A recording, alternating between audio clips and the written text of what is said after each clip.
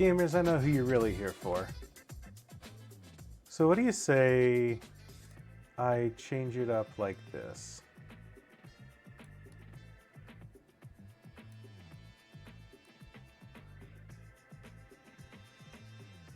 No, that's just not going to be visible at all, is it? Ah, well. Let's go to the regular screens. Oh, where's the camera?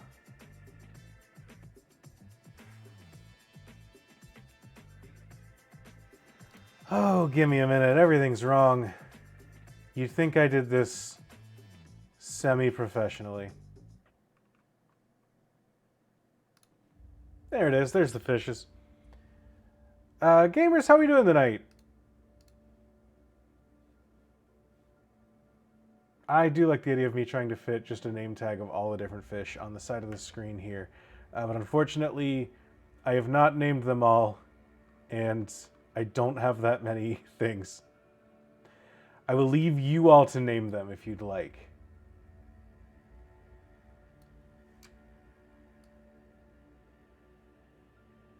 Fish. The final frontier.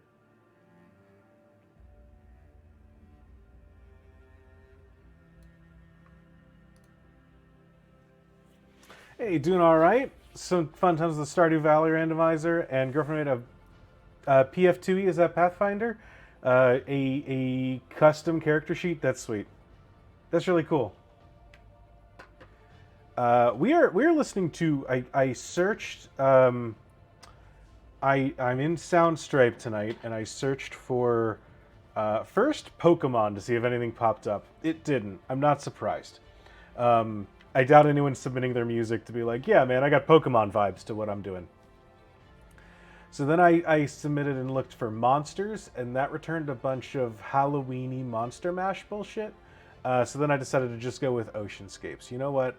It's an old classic for a reason. Let's just do this. I'm interested in hearing what you all want to hear. So if you've got a word I should search for in our music database, and I will see if there's a good sound that comes out of it, please let me know. I'm willing to fiddle with music tonight because I'm just here working. I'm in the office. Industrial. All right, what's the industrial playlist gonna look like?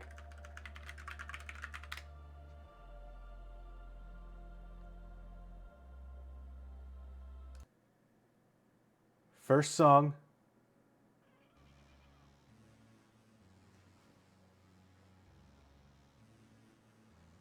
All right, we're gonna let this play for a little bit. We'll see how this goes.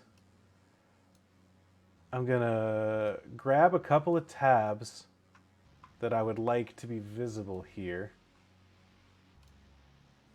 Great. All right. What should we do first? Last time we met... Ooh. That's probably really quiet for y'all. Let's actually let you hear it. Oh, well, now it got louder. Hold on. You know what? We'll sit here and see how this goes. Last time we met and I was doing work here, I was working on the bog. Where is that?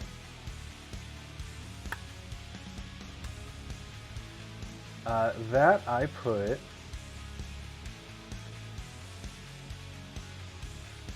here. Old Pete Bog. Since we've met, I've made a bit of progress.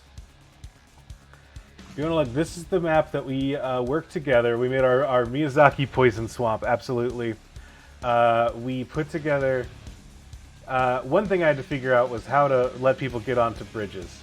So, people can get on bridges now. You can cut down these trees and come down here instead.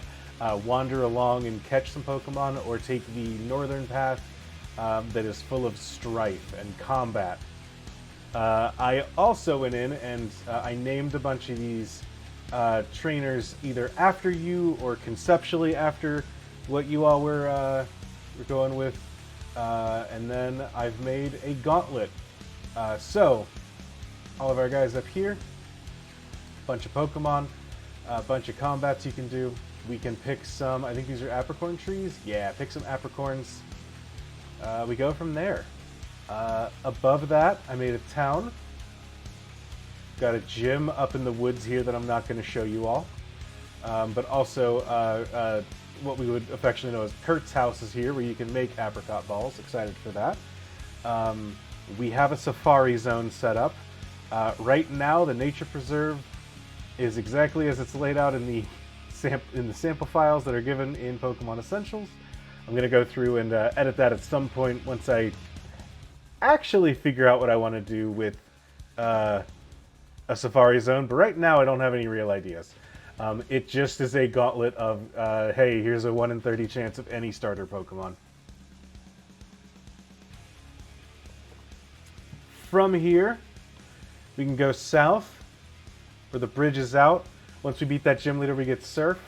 We get to surf through here, cross through this river, come across here, exit, and get to Triaxon City, which is a town inspired by Celadon.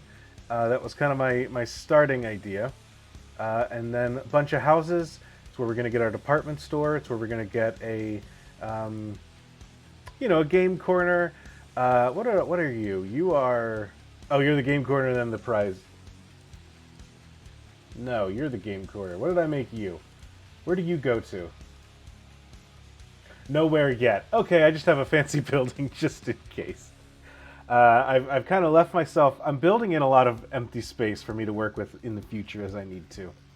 A lot of houses. We split in 3 different directions. To the west, to the south, and to the east. East, you can't go anywhere. We're going to have caves that we come out of. West,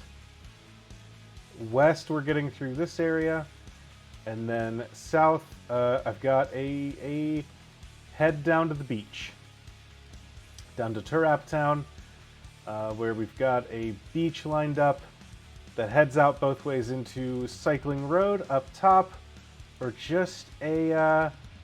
It's going to look funky, but the Cycling Road beach down below, I needed to split them up like this so that I can have people need to be on a bike in Cycling Road, or down here they don't have to be.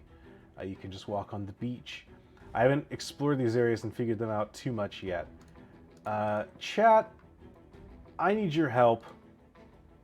What do I do? What would you all like to do? Here are some things that I need to add to this game, and that I am currently working my way through. One, I have a bunch of Fakeamon that we can come up with some concept art for tonight. 2, I have some... I can work on some trainer things. 3, we can build a town together. What are you interested in? Distracted by bog minutia. We can go back to the bog. But that being said, I think we nailed it on the bog is the thing.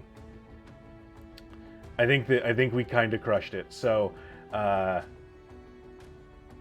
bog minutia I've already been bogged down with.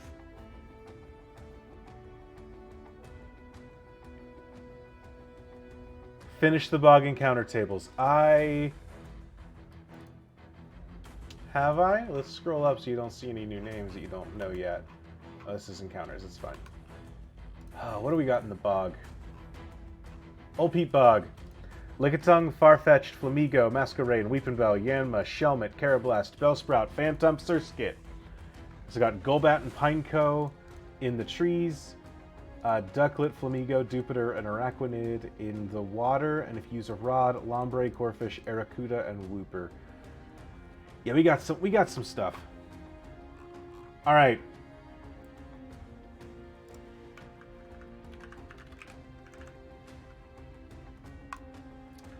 I have not added I haven't. The thing is, I haven't added any Fakemon to any areas yet. There are some that are there that are currently placeholders.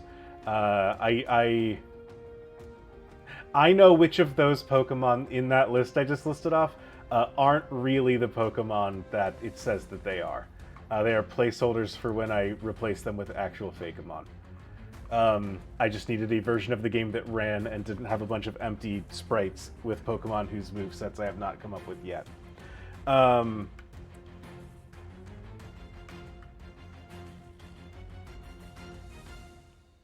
will say, I'm not feeling very industrial with this music. I am feeling inspired to be heroic. Thinking about the bog, and I'm not sure it's aesthetically similar to real-life bogs as opposed to other kinds of wetland, but that does not actually matter long-term. I'm going inspired by a bog, using the tile set given to me by Pokemon Essentials. Also inspired by a bog that Sam visited in her hometown that has these walking platforms on that people can go into, and that if you step out, you sink into the bog in real life.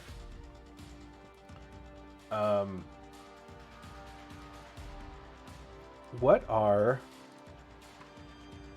Actually, you know what? Here's what we're going to do first. We're going to go... One Pokemon that I am planning on making my own version is... Front. Oh boy.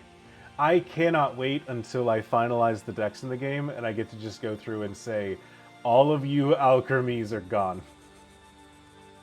I never have to scroll through all 62 forms of alchemy ever again.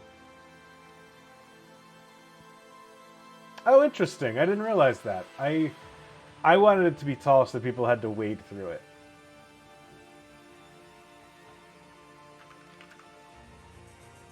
Wimpod.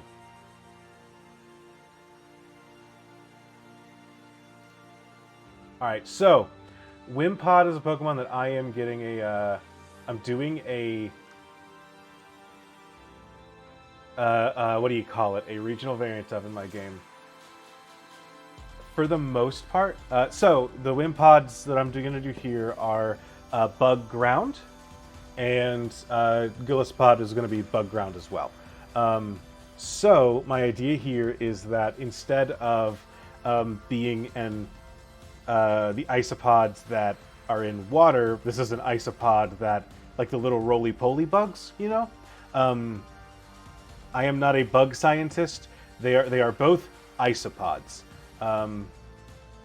Actually, now that I'm thinking about this, we can get a little bit more specific. I know that people make terrariums for these guys. We can make this a rubber ducky isopod, which are isopods that are called that because they've got a yellow face like a little rubber ducky. What if we... So to make this happen, more generally, we can...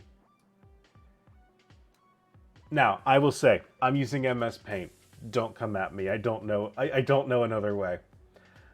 We've got this orange, and what if we just kind of cleared off the bar here?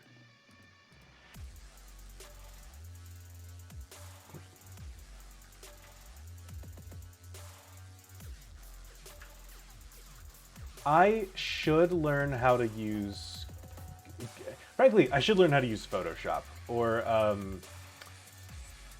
the program that most people in Moonshot actually use for doing actual color work. But I have not yet. Alright, what if we did... How does this look, just at a glance, if we do yellow, and then use this... Actually, what if we use this... Let's edit colors. We've got a yellow here. Actually, I like this yellow. Let's take this yellow and edit it. I think this is too much. Well, if we're doing the rubber ducky thing, then it's probably not. Take this yellow, do one shifted down, add the... Shit, what did I just do? This is why I wish I had a slightly better tool. Or, frankly, here. Well, no, never mind, that doesn't work. Go here, edit colors. Just shunt this one darker. Add to the custom colors. Okay. Now we've got this darker purple that we can use for that. We should probably change the eye colors if we're doing this. I will figure that out as I go. I am just doing a strict recolor for this version.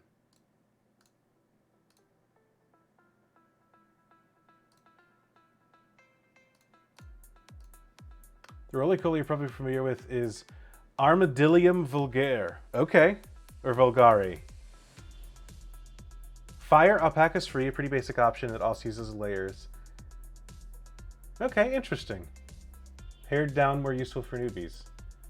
That would probably come in handy. I think I like the look of this. Let's get... We're going to do a more brown, I think. So if I just replace...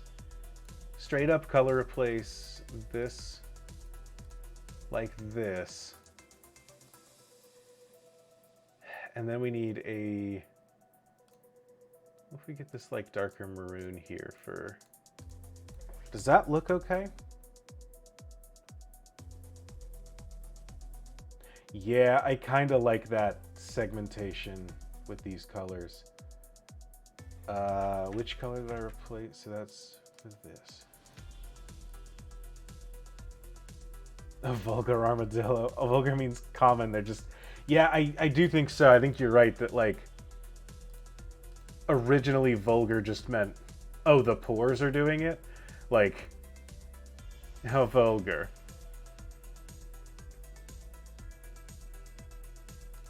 Can we go a little... No, I don't think I like that. Unless we go... and kind of build out a little duck bill. Do I like splitting this?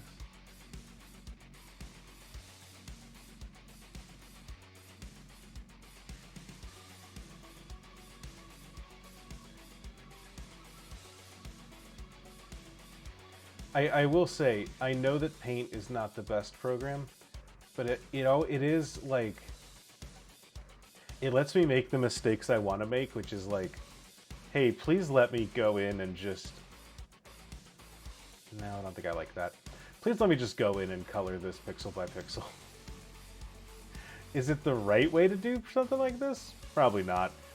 It is what I want to do, and you let me do this incorrectly, and I appreciate you for that.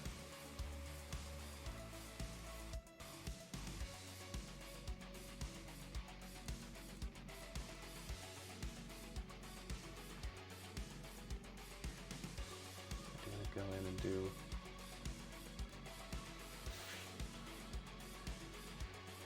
Well, that's fine.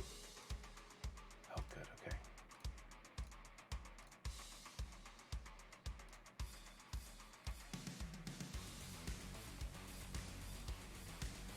Do this more...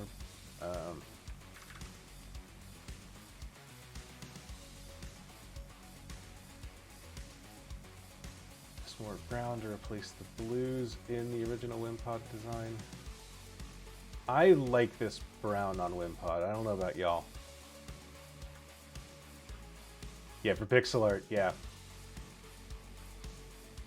It works really well for making the exact kind of mistakes that I want to make.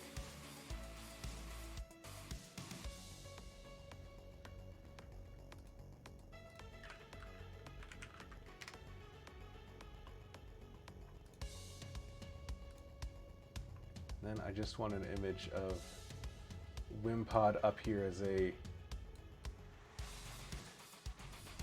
reference for the original, because I do think that I should use this yellow in these same places where this purple is before.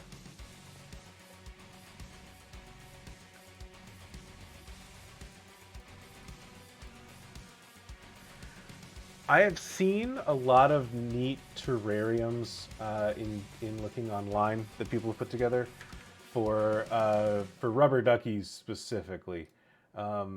I am not to the point where I am interested in putting together... Terrariums are neat, but I don't necessarily need to bring dirt inside my house like that. The only way that I want to do it is if that dirt is going in a fish tank at the moment. But people do really cool stuff with them. Yeah, let's do this darker color here. This darker yellow around the eyes.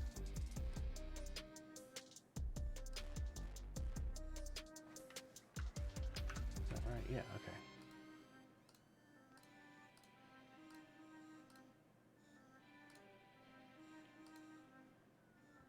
The other problem with this is that I am slightly colorblind.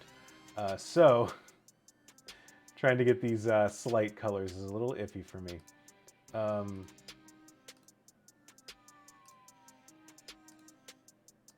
right, the other elephant in this room right now is that Wimpod has yellow eyes. So I would like to replace these with another color, but I don't know what goes well with these.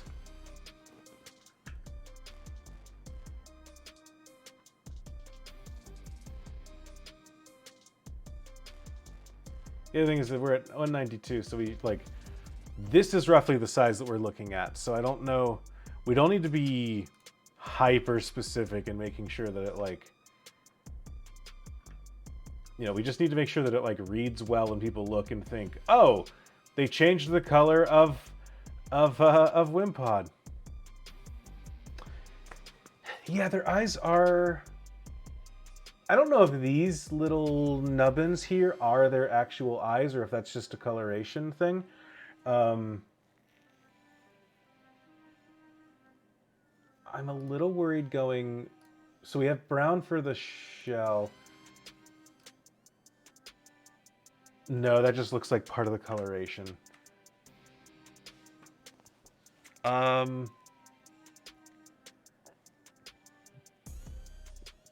What's on a color wheel? There are opposite colors that look good against one another. Red and green, blue and orange, right? And then what are the other two left over? Yellow and purple. So that might be a little dark.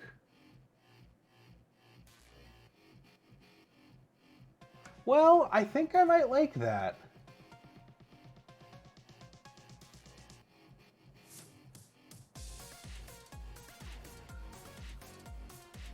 It depends on the color wheel. Say more about that.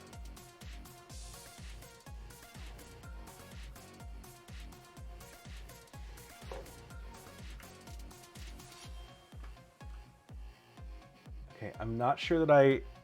Cancel that. I'm not sure that I actually I think I'm going to add this and use this darker one for this eye. Yeah. Painting you use red, blue, yellow, but for optics you use red, green, blue. Right.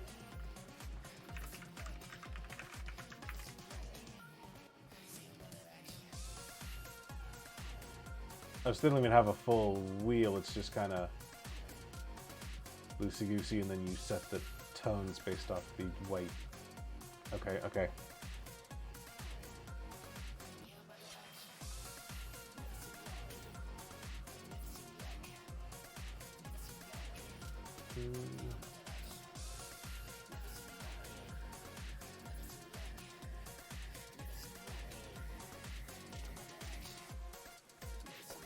I think I kind of like this this purple and yellow. What do you all think? It might be a little bit much, but I do kind of like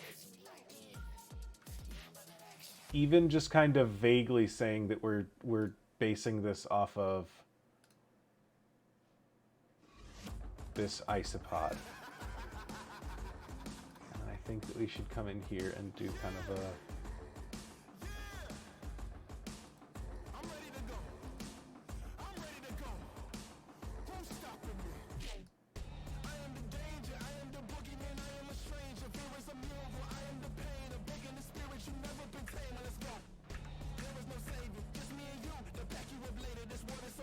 having this in the middle.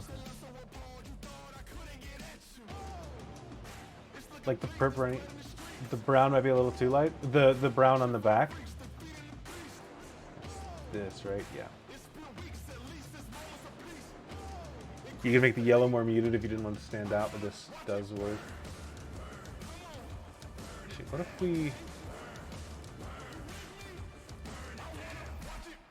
we brighten this orange a little bit, make it oranger to use correct terminology. No, I don't like that. You want the yellow to pop more, you should make the brown a smidge darker. I think it already kind of pops in a way that I'm frankly a little worried about.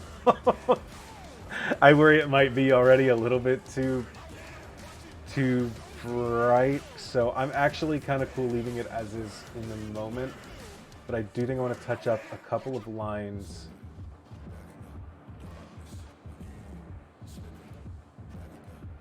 To make them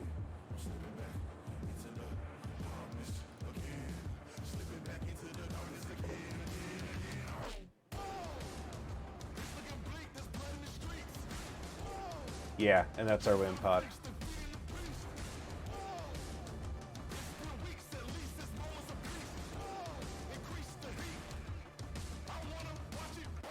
I think I like this for wind pod. I like I like this idea that it is a it's got a bright yellow face, and so it's like shit, I gotta get out of here. I have to, and the idea here being that these are more, we're going terrestrial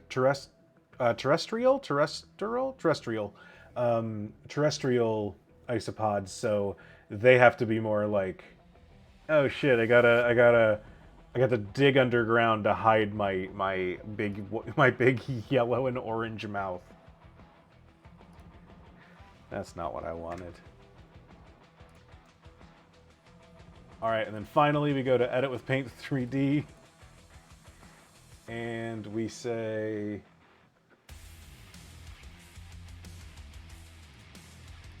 oh, how do we?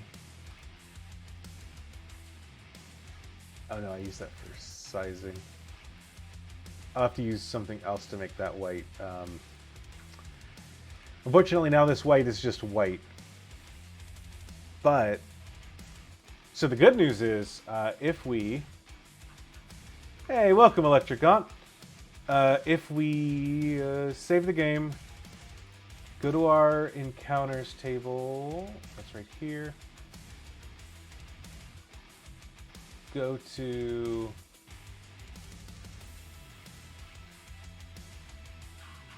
where are we going? Let's go to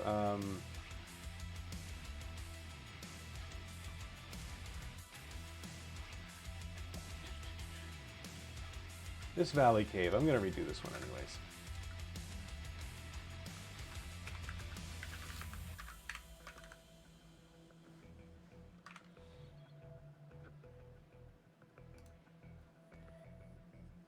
And just say great. Oh, that's the wrong spot, but that's fine. Great, this cave just has wind pods now. Having an egg and bagel, enjoying the stream? Hey, welcome. Yeah, bagel sounds good. I could go for a bagel. I can never not go for a bagel, you know? So as I was saying before, I have the music turned off because I haven't updated anything. So one of the things that I... Oh, you know what? One of these maps is set to be outside, the other one isn't. That's why this is happening. I need to go through and edit all the metadata. But, so right now, I can swim under these bridges. I could probably block off where I put the little icon, or the little, you know, the little bridge thingies. But right now, I swim under those, and then let's...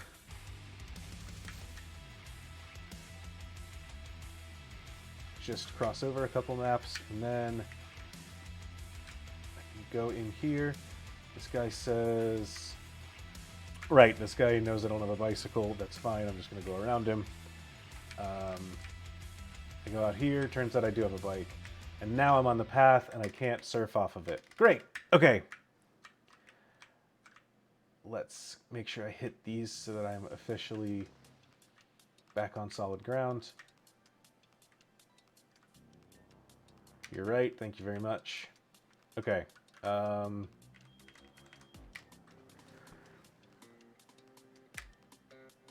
Warp to map.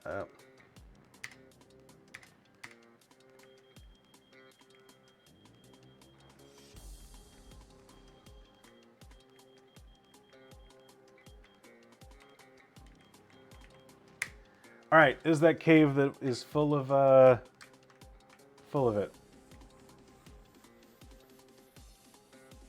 Hey, there's our wind pod.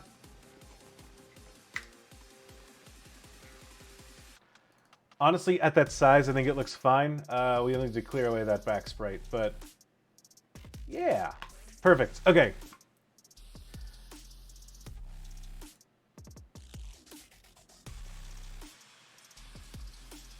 Actually, let's just open you for reference purposes.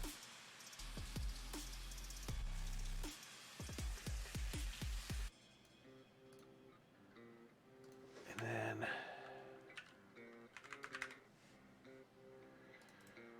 Golisopod.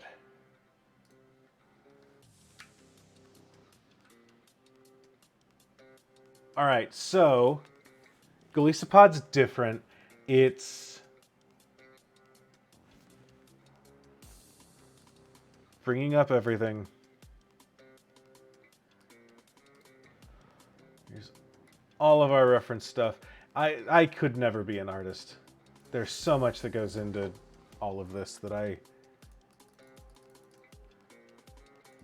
do not have it in me to like learn, frankly. Okay, so Golisopod.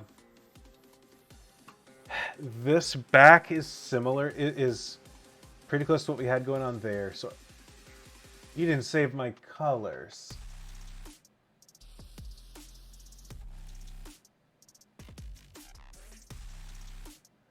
Well, so off the top,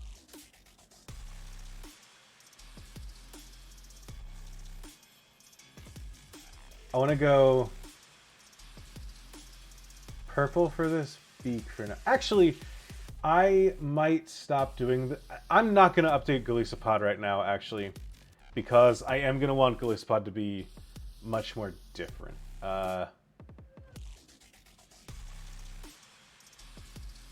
So maybe I'll just... Actually, after saying all that, maybe I will take Golisopod and just say, hey, bud, as a visual reminder, you're a ground type, so the bulk of you is going to be brown. Sorry, bud, them's the works. You can take it up with Satoshi Kon. Not Satoshi Kon. Satoshi's Ash's Japanese name. Who made Pokemon? I knew this until I tried to make this joke, and now I'm completely blanking. But you can take it up with whoever it is. Jonathan Pokemon, the CEO of Pokemon. Take it up with Doug Bowser. He's the one that made the ruling that all ground types do have to be brown.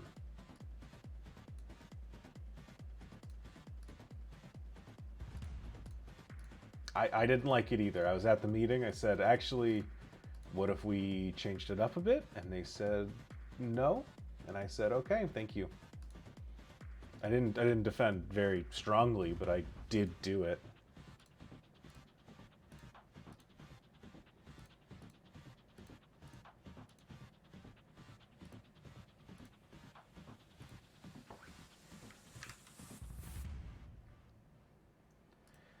But I do think it's important. It's important to keep in mind this. I'm going to do this, but it is a placeholder for what I want to be bigger changes in the future that are probably, honestly, probably kind of close to making it look like Digimon, the Digimon, which I'm a little ashamed to admit that I will probably be doing as a thing. But also, hey, Digimon rules. Give him a couple big drills here, you know?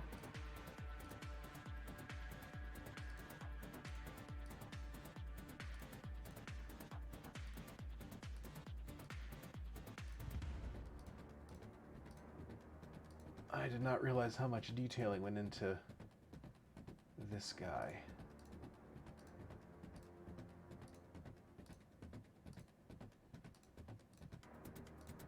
It always throws me when you're doing sprite art and you're just like, oh hey, what do you mean you've got 4 different browns here? Whenever I look at them, I just think, oh, brown Digimon. And then it's not.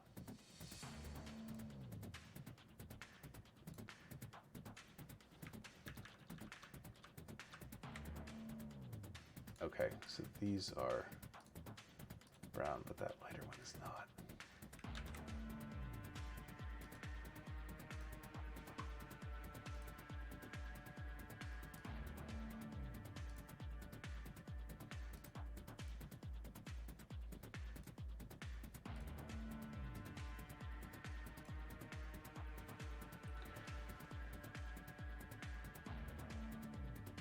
Yeah, Ken Sugimori is the artist who... Yeah, so yeah, the white background square is because when you save in paint, it says great, this is white, instead of great, this is transparent like it was before. So that's the thing that I will need to update myself. Ken Sugimori was... You know what? I don't want to talk out of turn and get this wrong. Yeah, okay.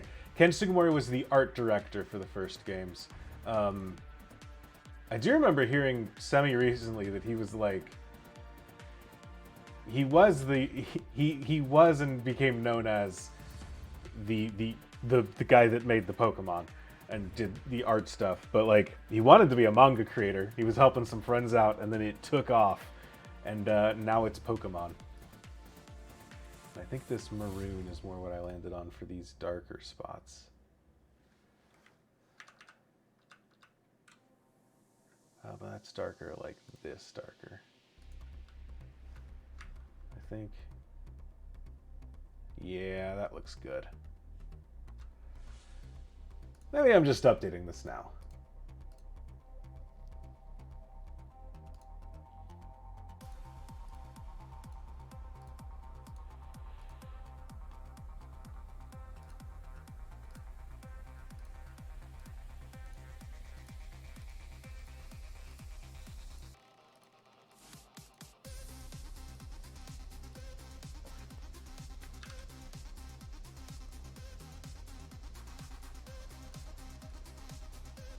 I have seen, there are people that make these, frankly, for artists, but they are, oh no, that's not, I think that is technically the same color, but it's not the thing that I'm doing here.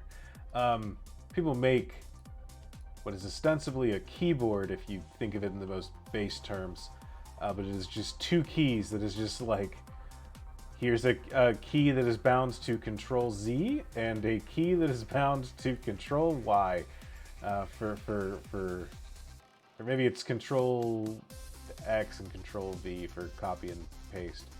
But I would kill for a keyboard that's just like, here's 5 keys: Control C, Control Z, Control V, Control X. Oh, it's space bar just for fun.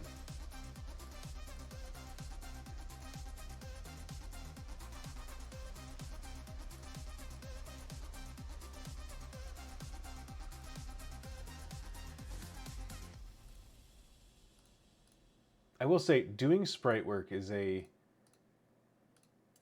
quick way to accidentally learn about color theory and how different shades perform different roles to trick the eye into seeing distance and, you know, shading and things like that. I used to make Fire Emblem sprites when I was a kid. I would take the old, you know, take this character's body and this character's head and just kind of pop them together and say, great, now this is what a new paladin would look like.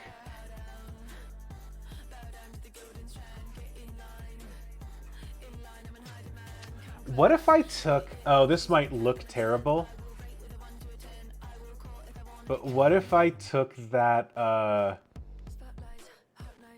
this quite literal yellow underbelly?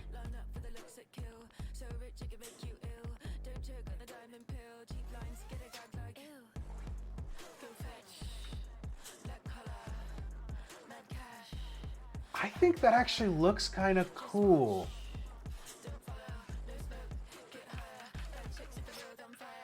I do want to see...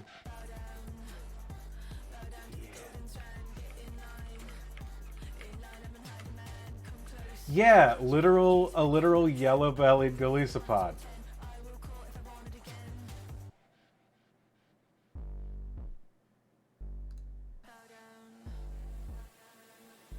And then we get this much darker one to go here.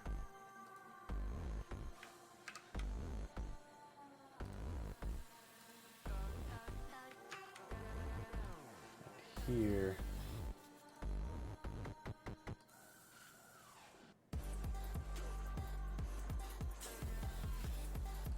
In these little joints.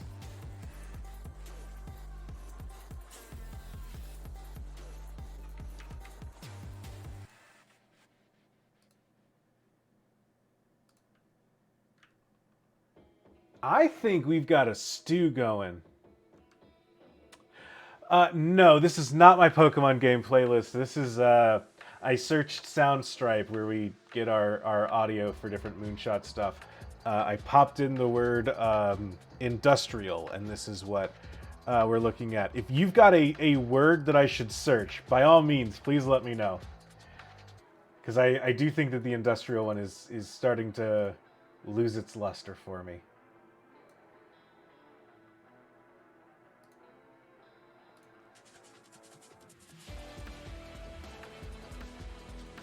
And then let's do...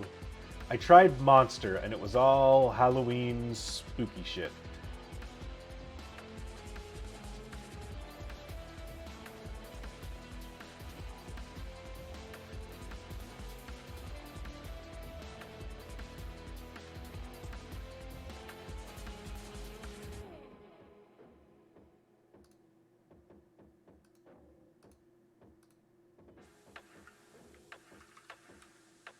Alright, now that I've done all of this, am I actually going to want to do this? If I do...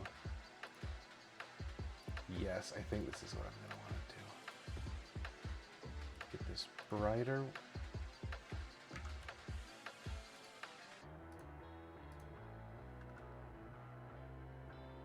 Bug music.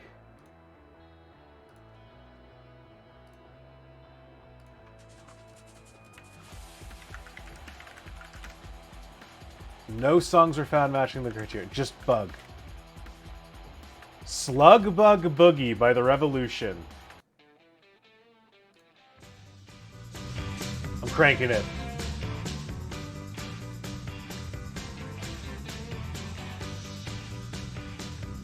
Okay, when they say slug bug, I do think that they mean knock off the Beatles.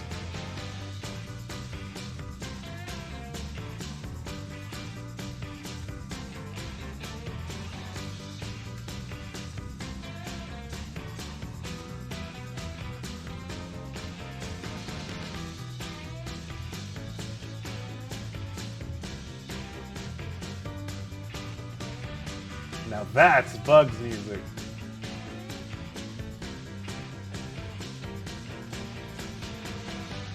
Call up a Beatle, you know, and be like, hey, you know that new sound you were looking for?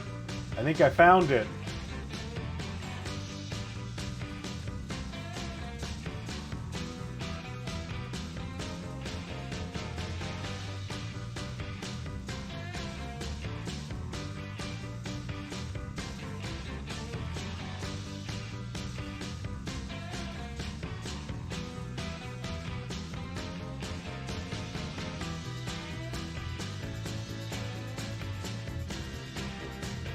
Beatles or Bugs, it's true. Yep, checks out.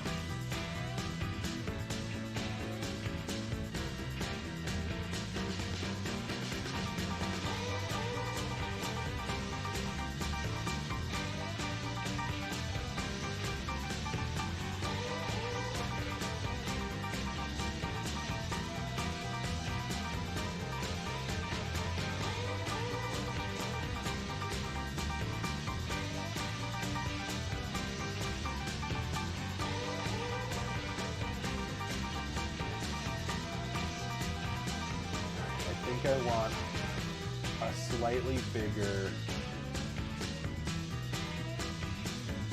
I don't know, face plate, whatever you would call this thing it's got going on.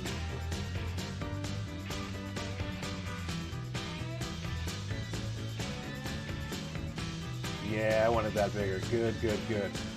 We landed on these purple eyes.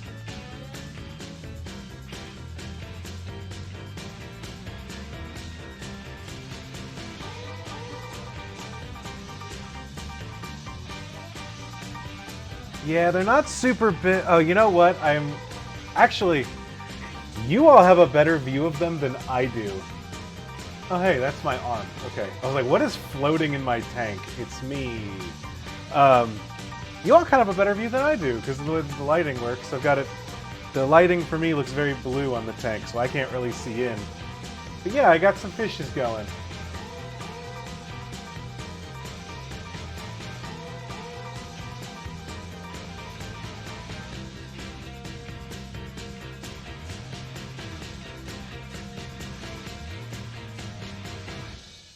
All right, I think that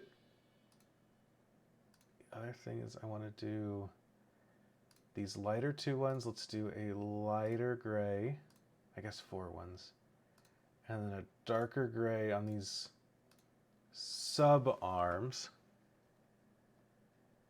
You know what? You're right. Better view. I mean, what I mean is better lighting. You are absolutely right.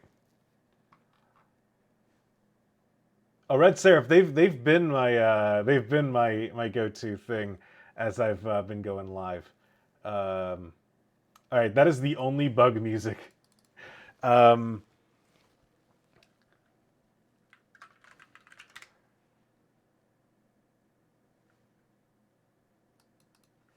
say fish. Loch Ness Lasers by Pala.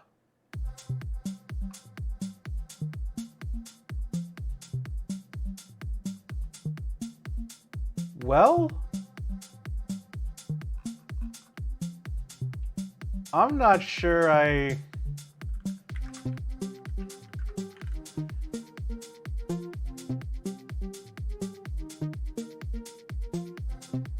You know what? It's delicious in dungeon.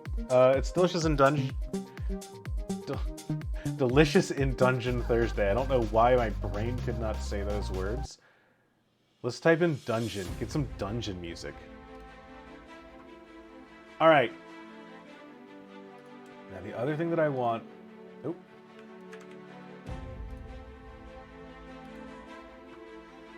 You know what? Let's just go and let's just own up to what we're doing. This is Drillmon now. Or Digmon. What does it look like if we make this into drills? It looks bad because I don't know what I'm doing. You know what? I'm gonna settle for changing these colors for now. I kind of like them with this lighter look to them. I'm gonna contact an artist that actually knows what they are doing when it comes to stuff like this, and let them kind of take a swing at that part of it. Maybe use a darker brown.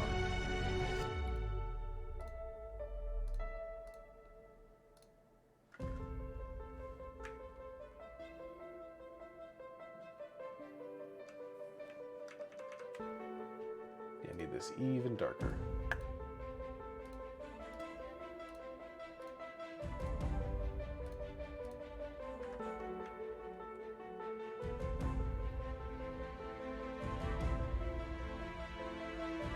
Yeah, there's our Galus pod.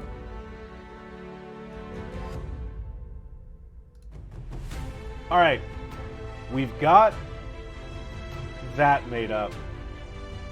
We need moves. I'm actually gonna pull up the little tracker I've got here. Alright, what do we have set up for Wimpod and Gallispod? Do we need concept art? No, we've made concept art. You know what? No, we don't need sprite art. We've made sprite art. What do we need? We need the moves that they learn and their tutor moves. Okay. If we look at this...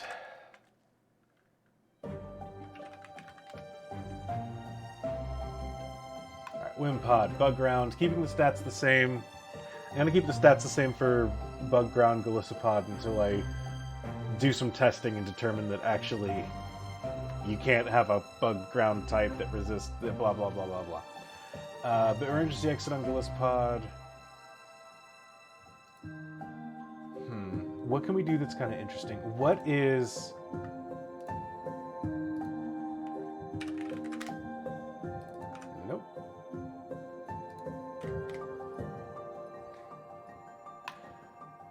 type.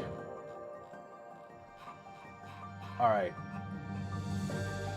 The thing with them before, they were a water type. Now they're a ground type. They have an ability that means that they just leave once they hit half health. Is there a move that is actually kind of interesting with that idea? We should probably give Drill Run. We should probably give something like Bulldoze.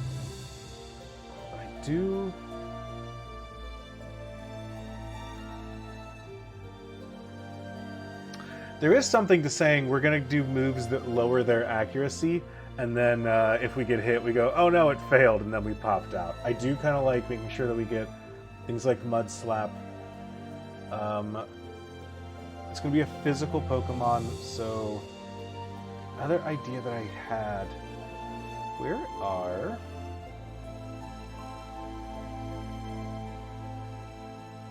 Sand Tomb. How do you work if I get swapped out?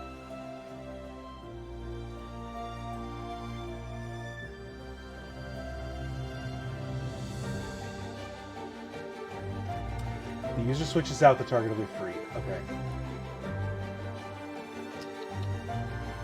Okay. Oh, interesting. You can still run away if you have run away or hold a smoke bomb, but you can't swap out. Weird.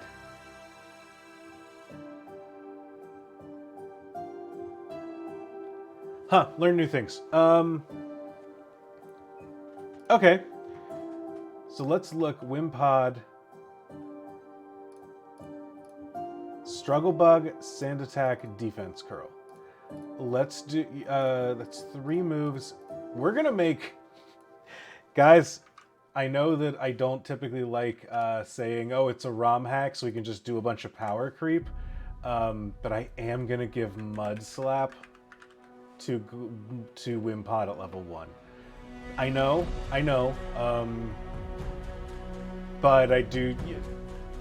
Trust me. Trust the process on this one.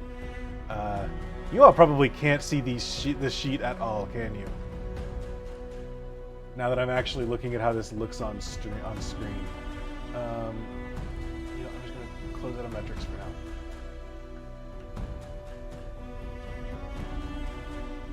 And then... Great.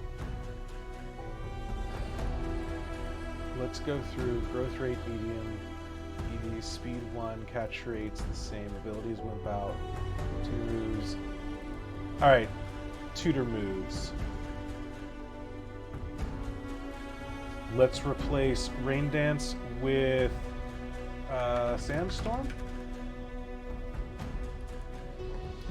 Scald, I feel like, is equivalent to... I mean, frankly, it's equivalent to Earthquake.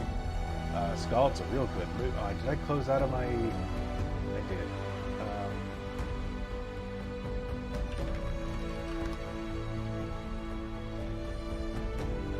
Oh, that's not what I wanted. This is fine.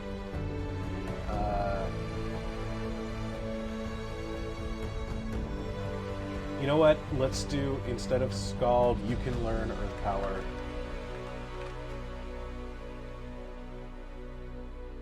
Instead of surf, you can learn. You can learn. Yeah, if someone wants to use an earthquake TM on their Wind Pod, they're allowed to do it. I'm not here to judge people. Waterfall.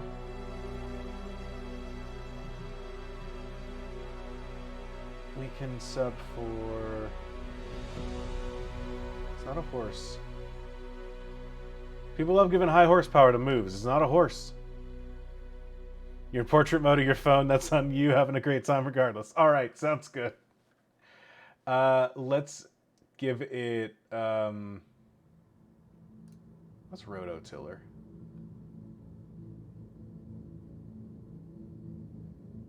Huh. Raises the attack and special attack of all grounded grass-type Pokemon on the field by 1 stage. Okay. Sure, bud. You go for it. Let's teach Bulldoze. Egg move. We don't want Aqua Jet. You know what? If you can figure out a way, we'll let you breed into Scorching Sands. Hardened Metal Claw, roll out Wide Guard. That sounds great. Egg groups. Currently in Bug and Water 3. I don't know that this is really necessary because I don't plan on having a fleshed out daycare system, but that's fine. Might as well get it right if we're going to put it in. Monster. Mineral.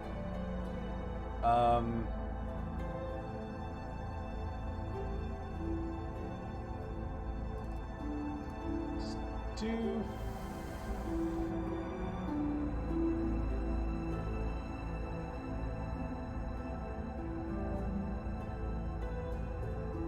You know what? This thing's a monster.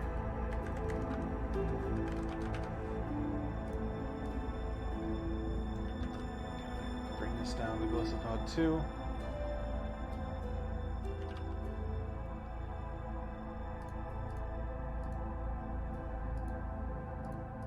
Let's pet Turntail. Pokedex entry. Wimpod in this region have developed muscles for burrowing away at high speeds. In doing so, they've lost their ability to swim. Great. First impression, Struggle Bug, Sand Attack, Defense Curl, Spite, Rock Smash, Theory Cutter, Mud Shot, Bug Bite, Iron Defense, Sucker Punch, Slash, Razor Shell, Pin Missile, Sword Dance, Liquidation. You don't get moves, huh? Well, I guess it doesn't really matter what you get until 32, because that's when you evolve. So, okay, instead of Razor Shell, let's give you, you're still not a horse. I don't want to give you high horsepower. I gave this access. Let's go at 44. We're going to get Earthquake.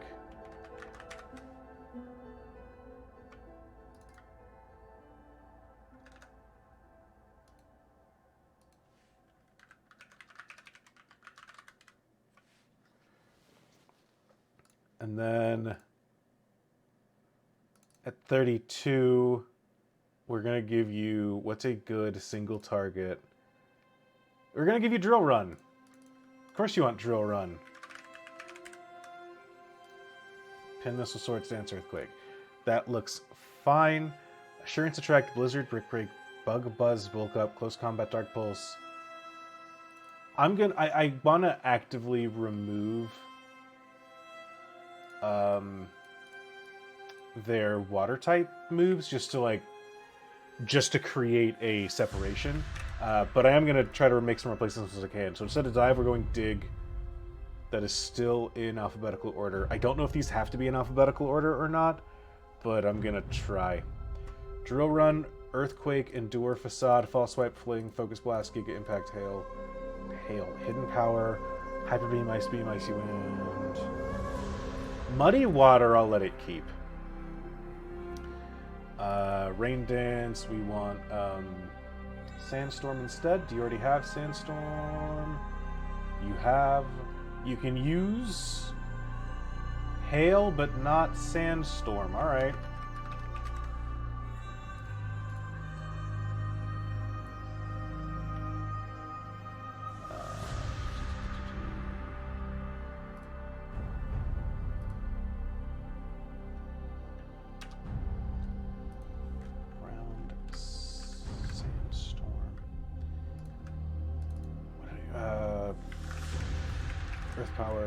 Or, you know what? We have a better Scald. Scorching Sands. Not better, but ground type. Skitter, Smack, Sleep Talk, Sledge Stomp, Sledge Wave, Snarl, Snore, Spike, Substitute, Surf. We got rid of, but I do want to give you...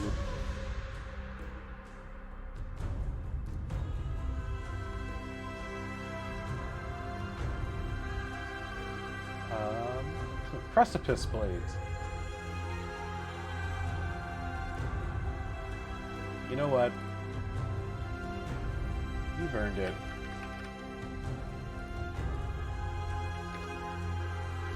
Let's just give you Fissure. If someone breaks the game with Fissure, then you know what? They've earned it. Swift, Sword Dance, Taunt, Throat Chop, Venoshock, Waterfall. We want.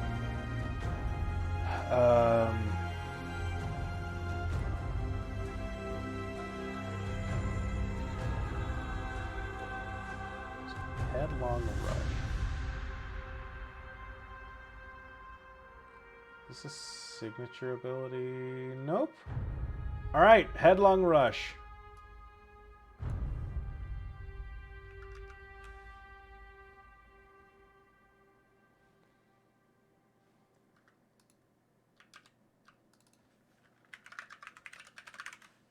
Yeah, dungeon math is going on. Oh, Dungeons and Drag. Alright. Bug monster, hatch steps, whatever. Color brown.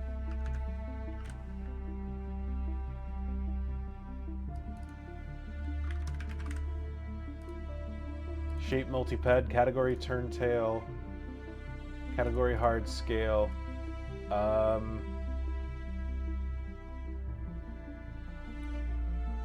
I don't think this is from the movies. It could be.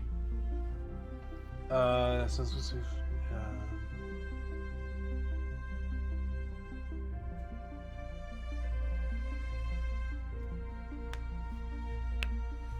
drill's on its hands.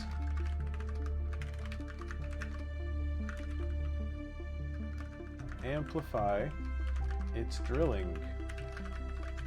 Said to be able to drill through a mountain in a single afternoon. Love Pokedex entries. You just make some shit up. Great, and with that,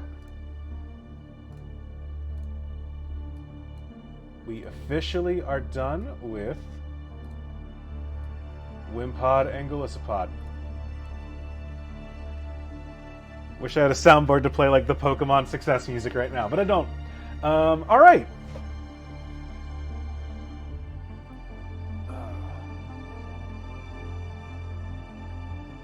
What do we do?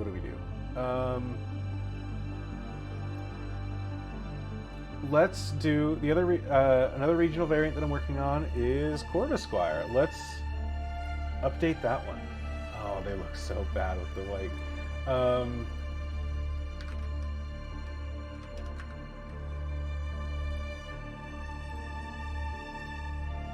Ba ba ba da ba. All right. Corvisquire is a dark type in my game, so Corvisquire already just looks so good, and it already kind of looks like a dark type, which is part of why I'm making it a dark type.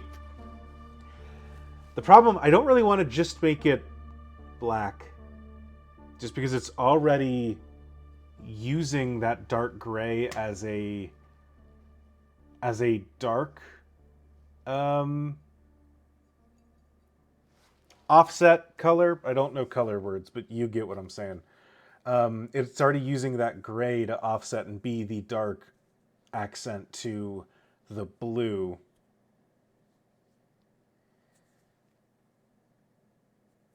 But I don't like just leaving it the same and saying, by the way, it's a dark type now. But I also don't know a way to really...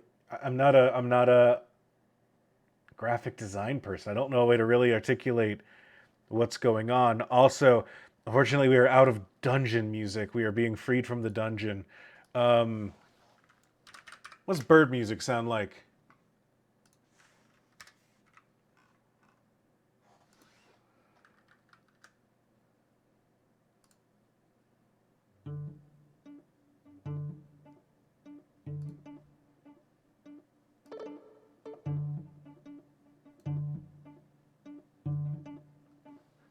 You know what? I'm going to leave Corvus Squire for now. I don't know what I'm doing with Corvus. I give it fang. The problem is it's little, so I don't know how to make them show up too deep without making just like big goofy fangs is the problem. Are there any other?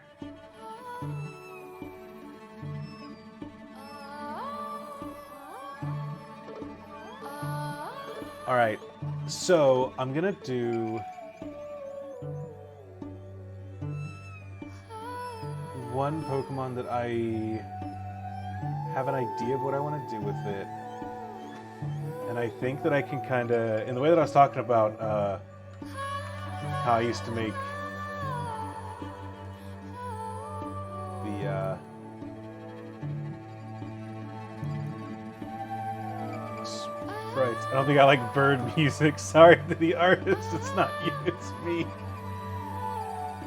Yeah, this isn't my my go-to. Let's skip ahead a track and see if we like different birds.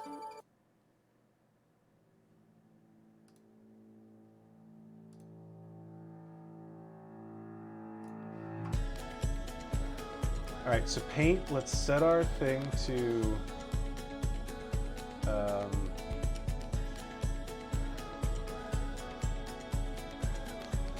do I?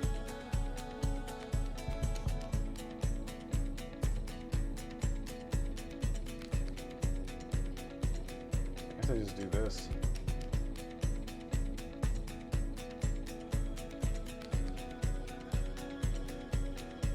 I think 192 is the width that we get.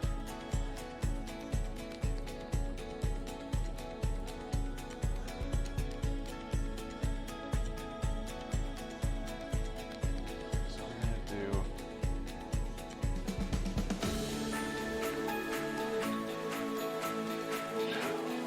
Well, okay. Yep, 192. That's what we get. All right.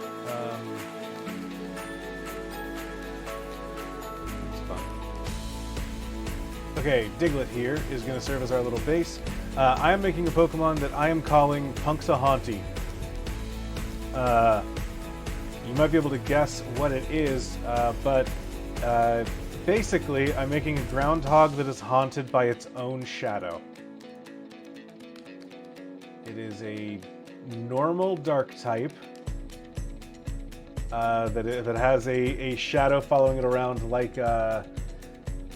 kind of like if you've seen My Hero Academia, the character Dark Shadow, who is the guy who has a bird head and also has a little bird guy following him.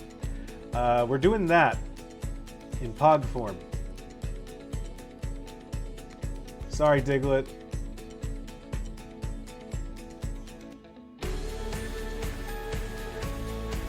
I don't know why this came over black, but it did, so... You're suffering the consequences. I'm shaving you down.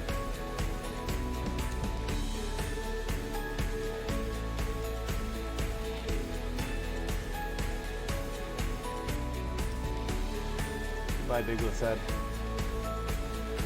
This one I'm just doing as placeholder art. At some point, I would love to bring an artist onto the project just to say like, hey, I have these designs. If you'd like, I'll incorporate some of your guys in here if you want. But I would love it if you would just make some art for this game. And or, hi, I'd like to... The problem is that the phrasing of, hi, I'd like to commission you to make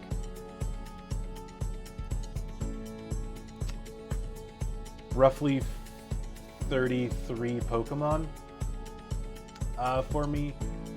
What are your rates? Is a conversation that I am not ready to have quite yet.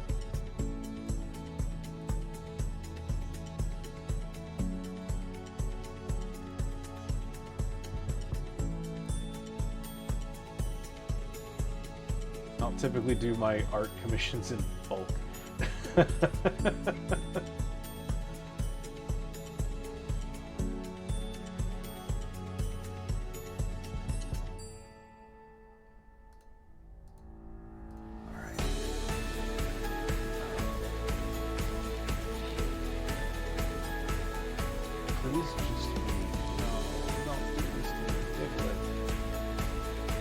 Why did the rocks have to be so complicated?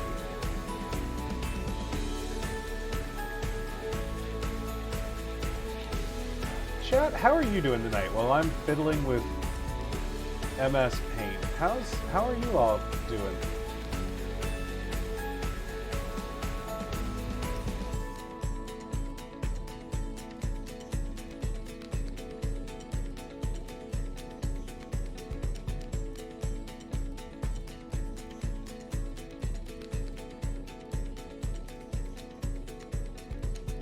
I do want to give a quick little shout out reminder. I don't know if it's a reminder, if it's something that I announced like 3 hours ago. But tomorrow is the anniversary of Moonshot, and we are going to be doing the annual earnings call for the shareholders. We're going to be doing a stream tomorrow. Riley, Marn, and I are going to be talking about our exciting new expansions into, as entertainment people, the only way to go from here is into theme park development. So we're going to get into our new plans tomorrow live on stream. Oh, you're not just a one pixel thing, huh? You get weird and funky. But we're gonna go and show off what we have, big plans for the future of Moonshot World. Finishing up some easy overtime for work, nice. Been better, but the stream's helping the mood, hell yeah. Also, one of the cats is in the lap, that one's gonna do it. Still working, just about done, very excited, good. Good. Sort of short-staffed at work, so kind of tired, but doing all right. That sucks. Yeah, we figured it was good enough for Disney, it's good enough for us, right? What does he have that we don't? Don't answer that.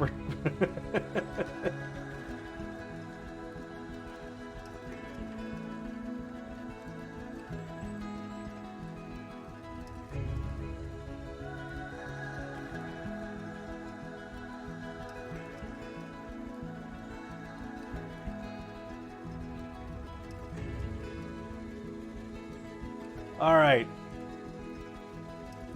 He's got a rat. That's about it. You're goddamn right. That is about it. Okay, we got dirt.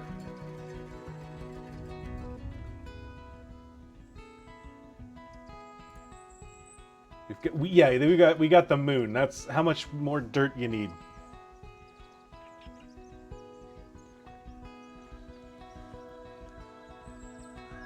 All right, I think that. What's the name of that little rabbit?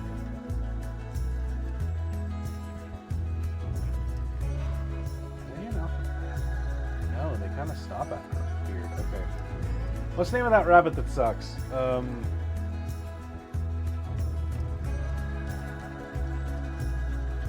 Bunnelby.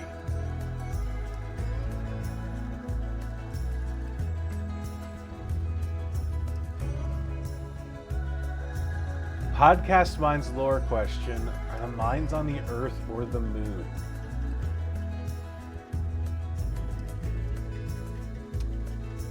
That is an interesting question.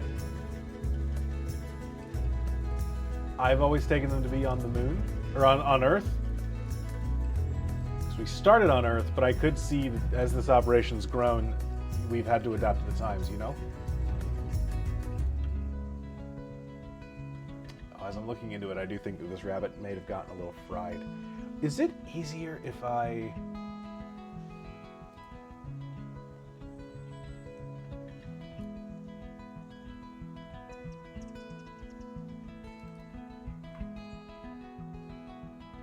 instead of copying it, this might be dumb. Instead of copying and pasting, can I just drag it in? No? Okay. Or if I grab... Cancel. Don't do that. Okay.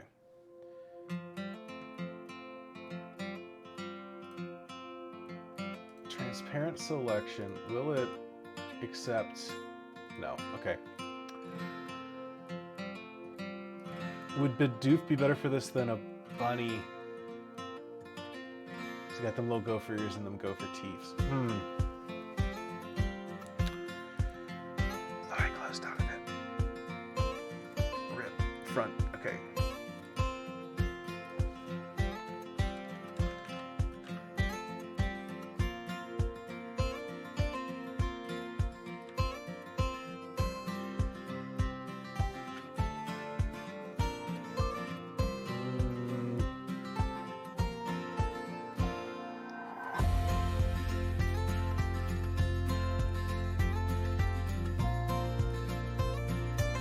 We'll open both and see.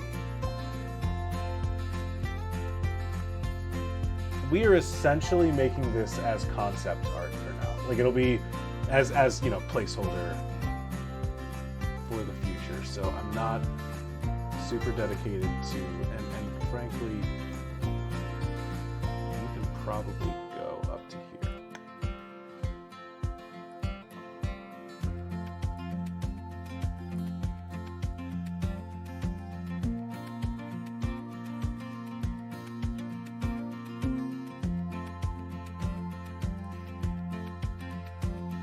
Have their eyes always been like that? Yep.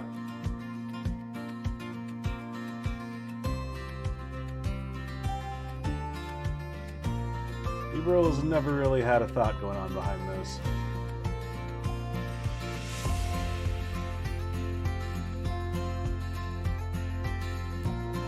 Fortunately, gotta cut out that beautiful tail.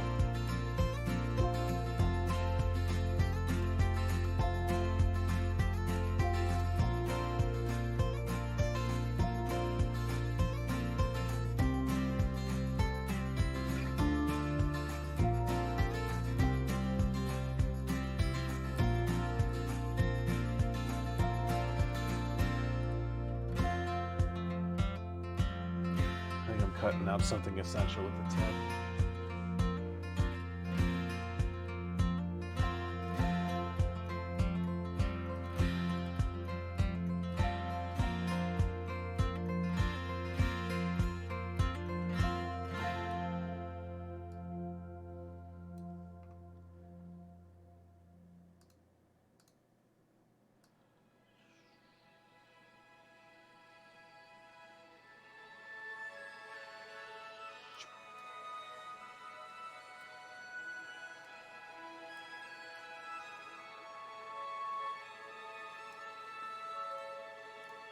Let's do a little bit more.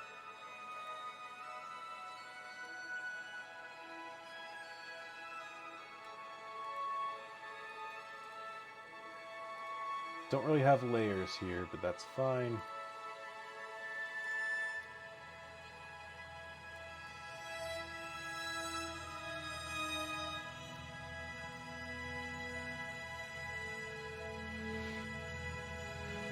Who needs layers?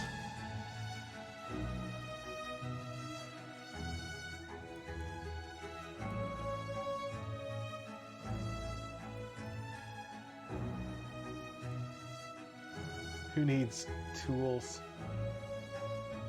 Hello, welcome.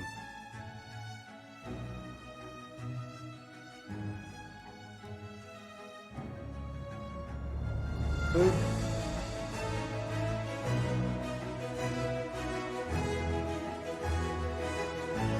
Oh, we're fine.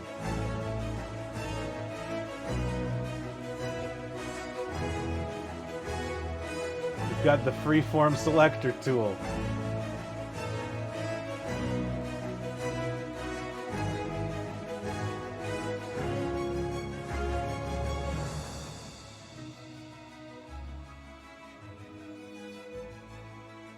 Oh, funny, the arms don't really fit anymore since I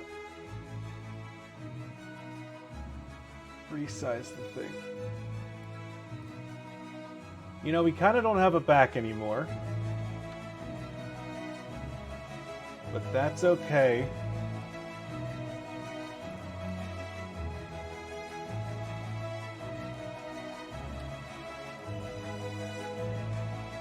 Because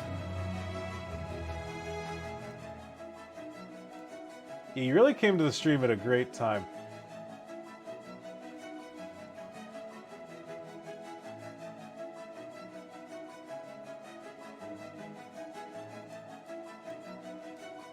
We're gonna puff out his little cheeks here. Great. And then the thing about this guy is that this is not the Pokemon. Well, I mean, it is the Pokemon. This is not all there is to it. It's haunted by big dark shadow.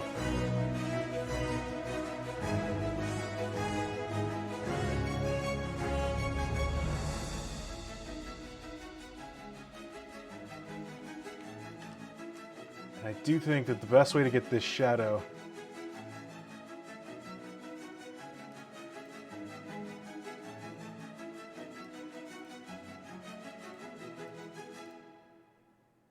that's not what invert selection means, okay. Is to go second. Actually, second Bidoof. Step one, hey, what if we got your cheeks back?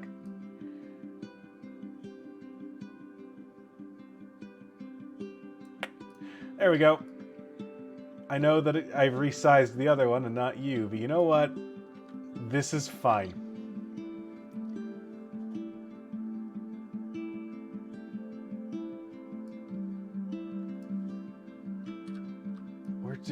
We're doing good stuff tonight.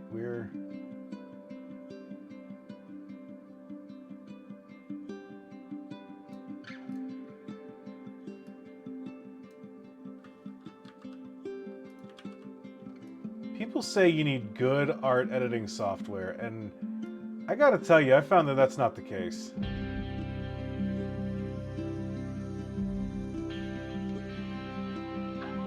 You just have to know what you're doing. Perfect.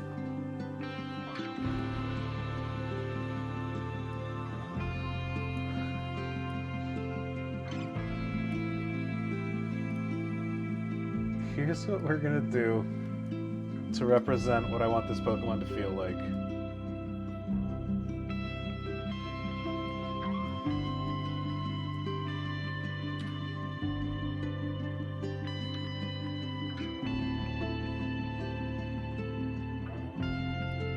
Will it work if I just do this? Hold on, hold on.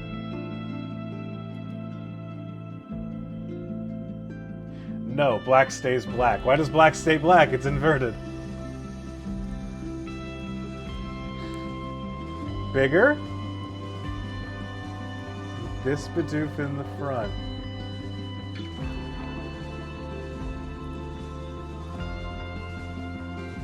This is the vibe that I want for Punxsutawney. He is a groundhog being haunted by his own shadow groundhog that is behind him. Yeah, basically, what if Punxsutawney Phil had a stand is kind of the vibe. It looks like Blue Bidoof is hugging its child. That's why we're gonna go in and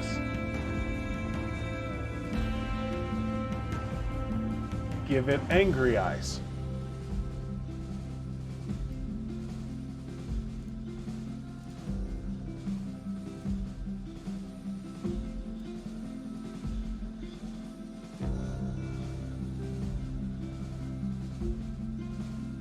The eyebrows are not helping. The eyebrows are doing exactly what I need them to do. The eyebrows are telling you as an audience, don't mess with this thing. It's bad. Yeah. Okay. You know what we're also gonna do? We're gonna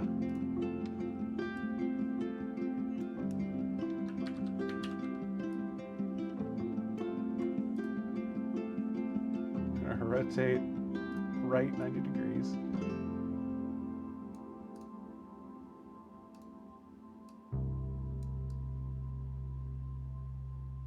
Why is there so many weird little artifacts in here?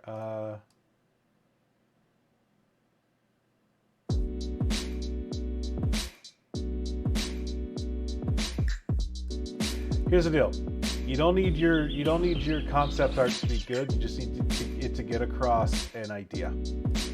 And I think that my concept art is getting across an idea. That idea is haunted gopher.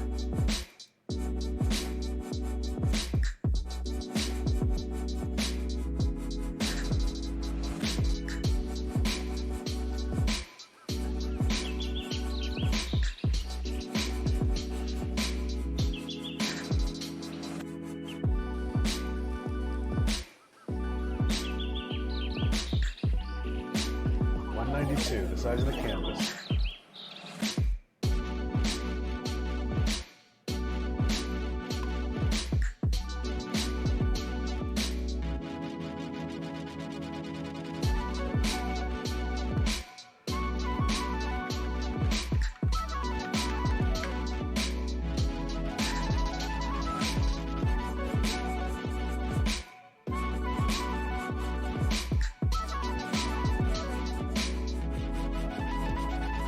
I'm not gonna lie, I really thought you were talking about what I was doing as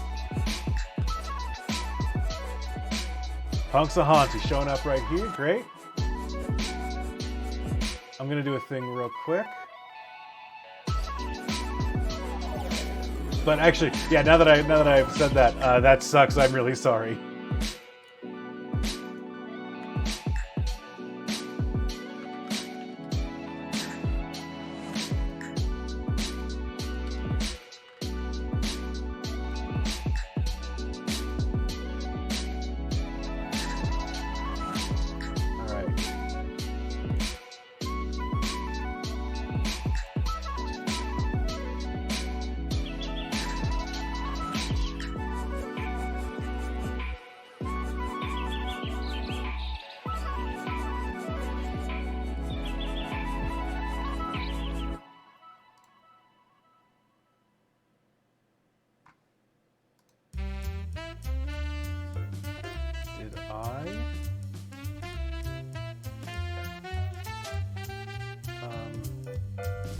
What am I trying to do? I'm trying to open file location.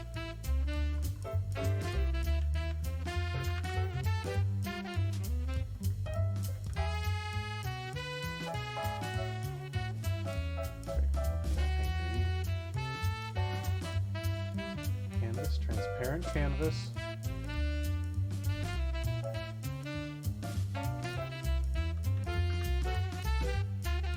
Could it be so easy?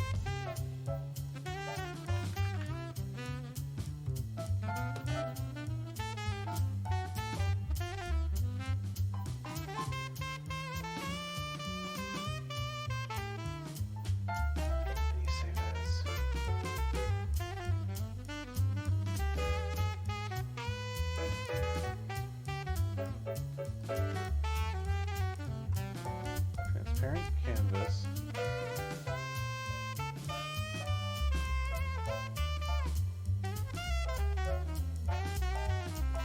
Save as image.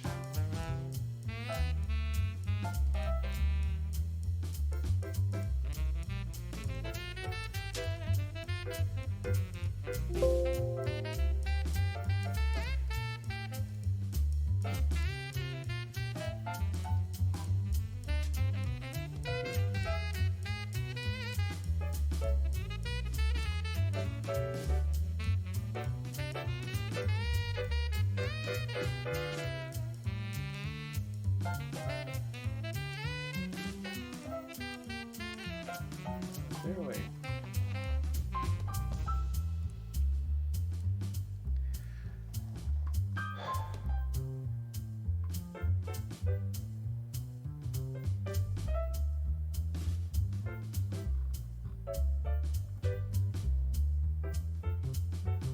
Click magic, select on it.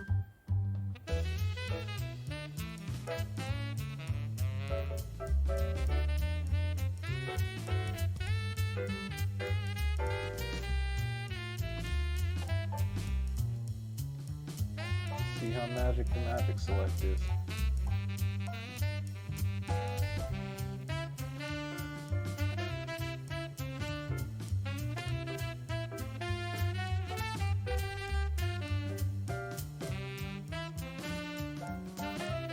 Okay.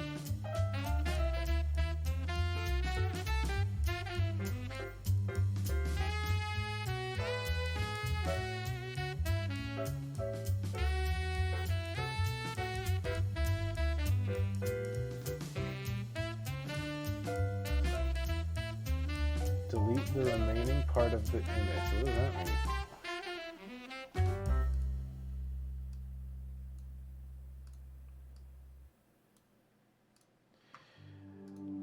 I'm not fiddling with this.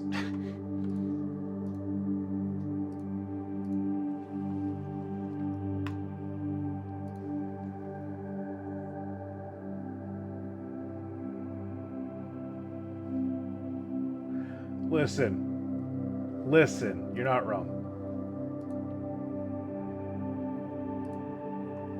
But the problem is I'd have to learn how to get to the single button click and figure out how the program works to get to the single button click. And I don't have the time for that. Here's what we're gonna do. We're gonna set it at level 29. And then we're gonna say 50 Wimpod, 50 Punxsutawney, level 100. We're gonna look at Pokemon, and I'm gonna make sure that I actually put. I did not actually make an entry for Punxsutawney. That was about to be stupid.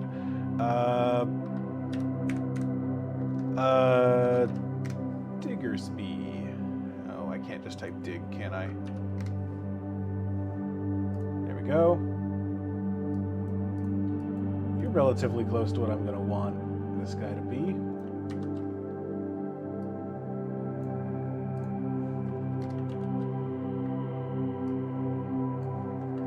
What if a gopher had a stand? Normal dark. Do not let a fighting type look at this thing. Punxsutawney.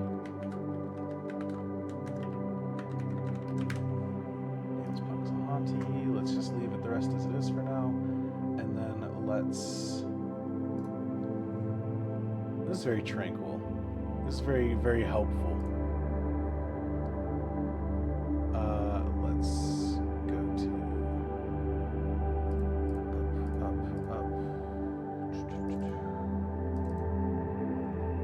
need Pokemon metrics.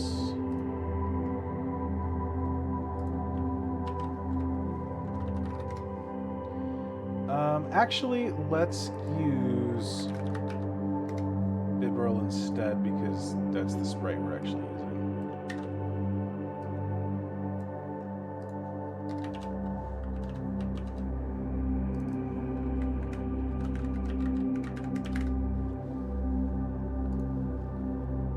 Alright, and then let's load this in.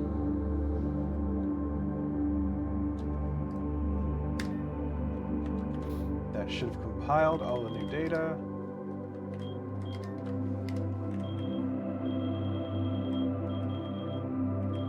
If anyone is curious or has any questions about like how this program works or how anything here works, feel free to ask me. I'm not an expert, but I'm happy to try and help.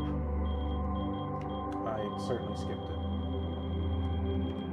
Or about like, I don't know, Pokemon game design philosophy. I want to try to dig into how I feel about designing games and stuff with this. So like, feel free to ask whatever you think is an interesting question.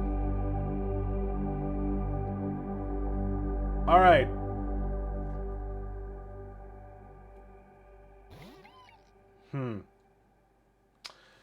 Well, you're probably not going to fight a level 100 Punxsutawney, so you're probably not going to need that third space. But there is a chance that that name might be too long, which is a shame. because I don't think that I can make that fit. Uncheck autofill background, maybe. Hey, what's up, Max?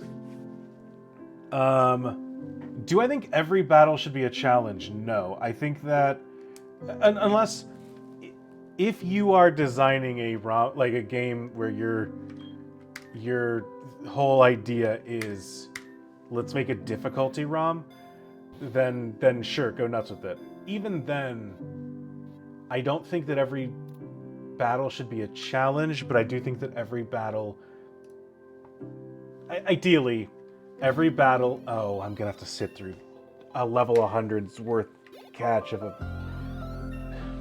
We're gonna be here a minute.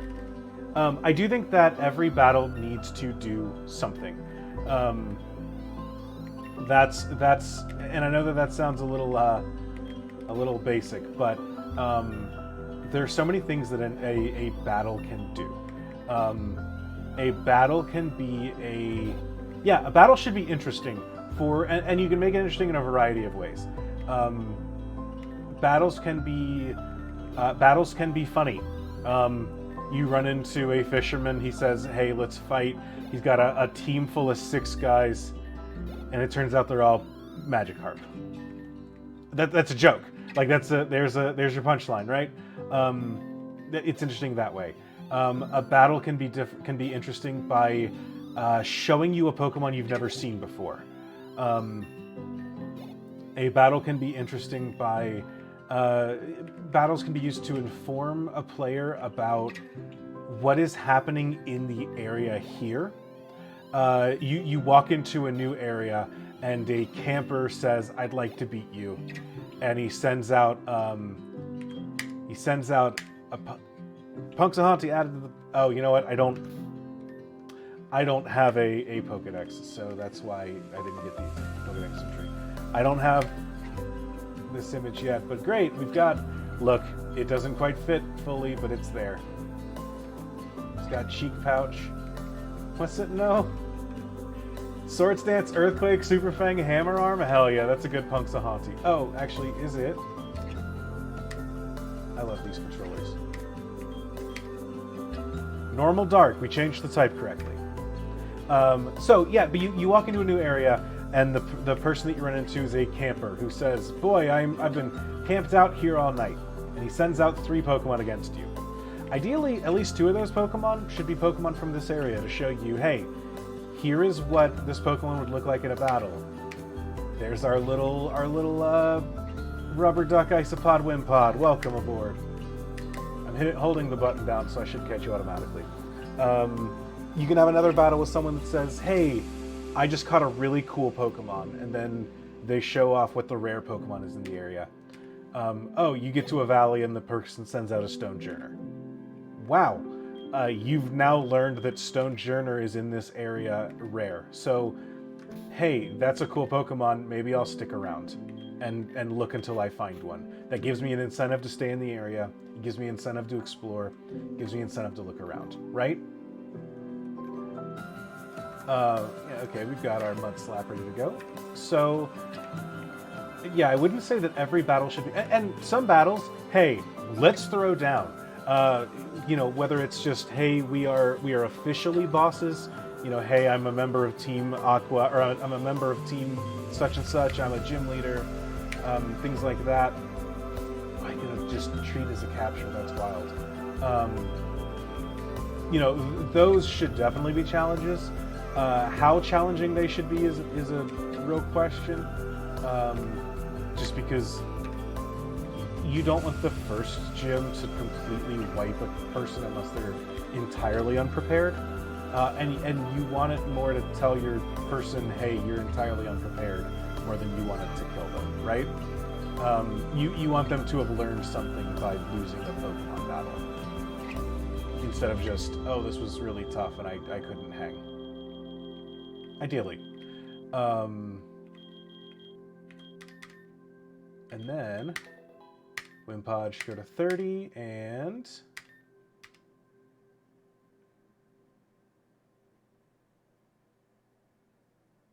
oh, I guess this is blocking the, well, I don't know. we got our new Golisopod ready to go. Good. Learns first impression when it comes out. Let's replace Struggle Bug.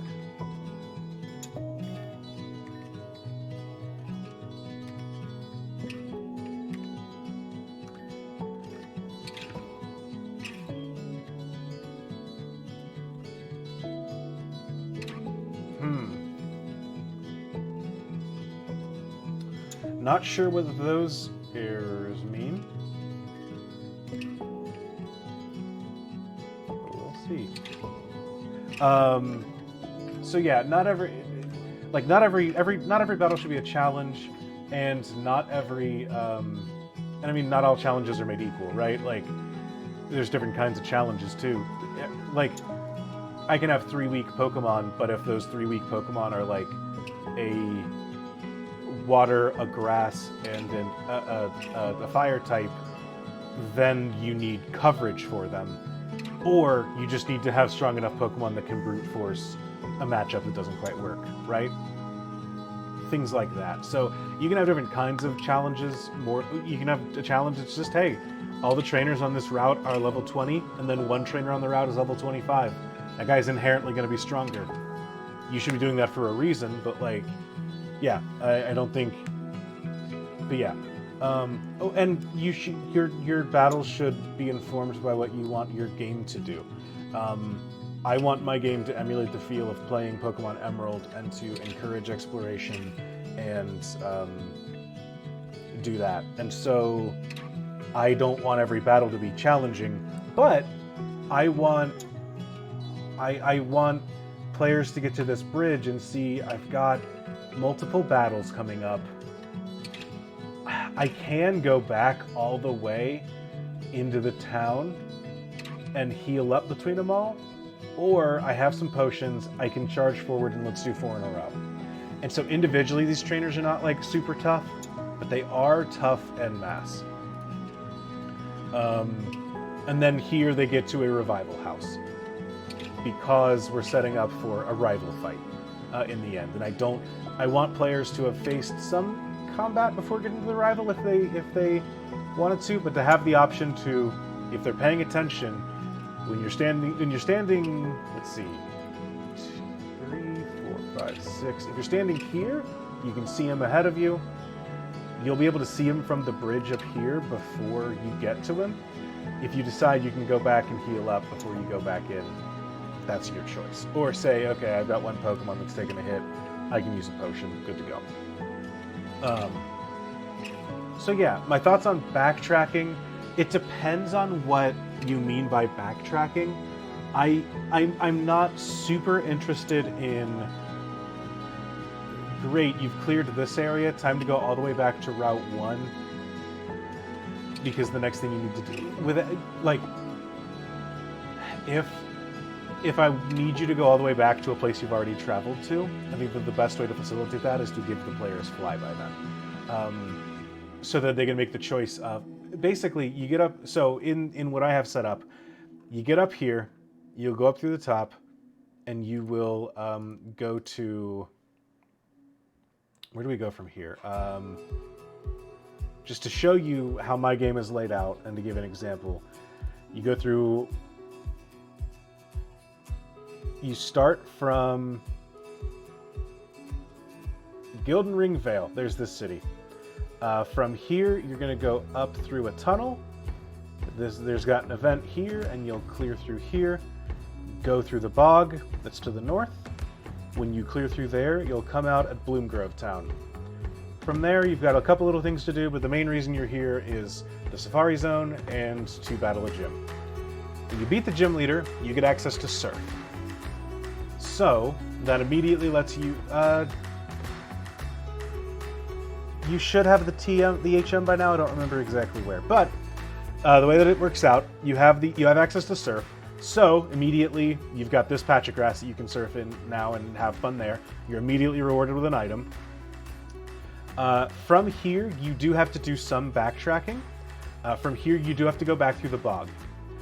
But one of the things I've set up is that he'll no longer be here by the time you've done this. So, if you want to, you can come back through, cut through, come through this area, and you can surf around in here and get access to new encounters you didn't have access to before. So, you can speed back through, go back through this top layer, fight without having to fight through enemies you've already fought. That's the boring way back. Or you can come back, you can surf your way back down, see some new Pokemon, come through here, cut your way back out. From there, you're going back down south into... where are we going? We're going south into Gilden Ring. It's blocked off for now. You'll go into this valley, backtracking a little bit through here, through to... Here we're backtracking a little bit more than I gave credit for, with the way that I've laid things out. Because you go through this valley into Noct, into a cave. I should change some of that stuff, because that's more backtracking than I like it to be. Because, yeah, from here you go into... Not here, but you go to...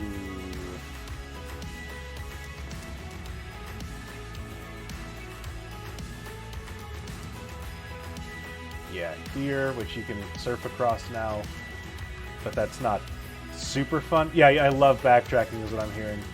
Down to here, I will say, I've made a mistake. I should have a clearer way to get from one of these to another, and I will make that happen now. Because I don't like backtracking as much as my current game design would make you think I do. But I will... But then from here, you get to go back through this area you've already been, down to an area that you have not been able to go through before. You've been able to go through, but you've been blocked off.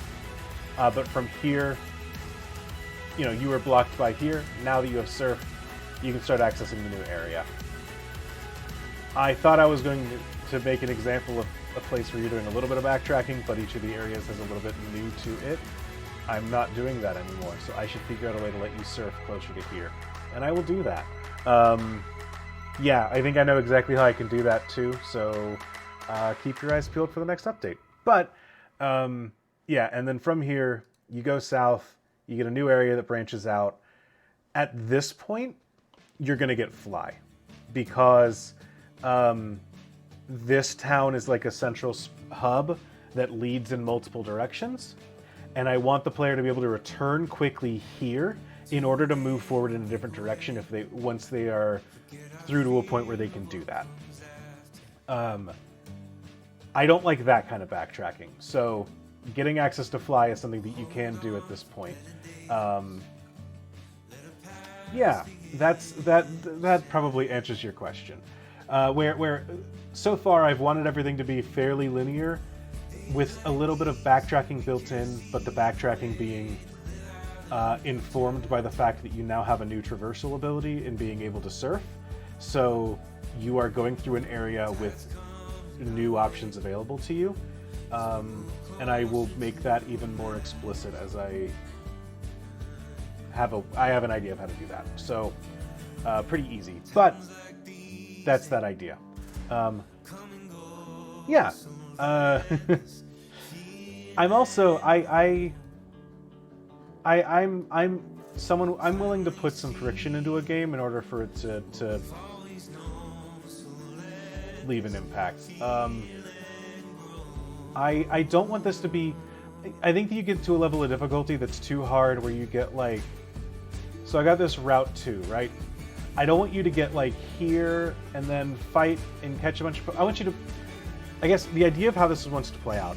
I want you to walk in here, get some patches of grass, catch some Pokemon, decide I want to change up my team, and from there you've got an easy backtrack. Go to a Pokemon Center that's like right here, change out any guys you want, and then start back onto Route 2. You've got a couple of trainers, but I don't think that there are enough that it really like completely hinders you from being able to advance. I think that you might get through like these three and maybe fight this guy, and then decide maybe I should go back and heal and then start again. But you get a repel in this building in case you want to do that, so it kind of minimizes that struggle. But I don't think that each of these trainers independently should be strong enough that when you finish your battle with this guy, you have to go back and heal. And then you start again, and then you battle her. And then you go back and heal. And then you start again, and you get around to here. And then you go back and heal. And then you start again, and then you get around to here. And then you go back. And then you skip this guy because he's not a forced fight, because you don't want to have to go back and heal. To me, that's bad design, and that's not a fun game. Especially because you don't have access to cut at this point. That's something that makes traveling easier in the future, right? So that's where I am on to go back to what we were talking about difficulty before. That's part of what I think is important, to make sure that you're emphasizing putting your difficulty where you want it to be, not in a way that just burns the players out. Any other questions? I don't really have much more time to like actually get into stuff, but I love talking design theory, so hit me. And this is like a code that I'm developing on the fly as I'm building a game. So it's kind of fun to look at a problem and say like, okay, what do I think is the solution, and what conceptually do I want the solution to be here? How do you keep the ideas for the areas uncluttered? What do you mean by that? What do you mean the ideas for the areas, and what do you mean uncluttered?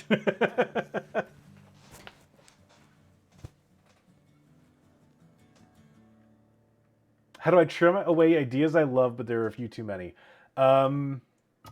One is necessity. There are a lot of things that if I wanted to implement them, I would have to A, learn how to create a tile set for it, and B, import it myself. This music's funky. I like this. So there's that. That's a part of it.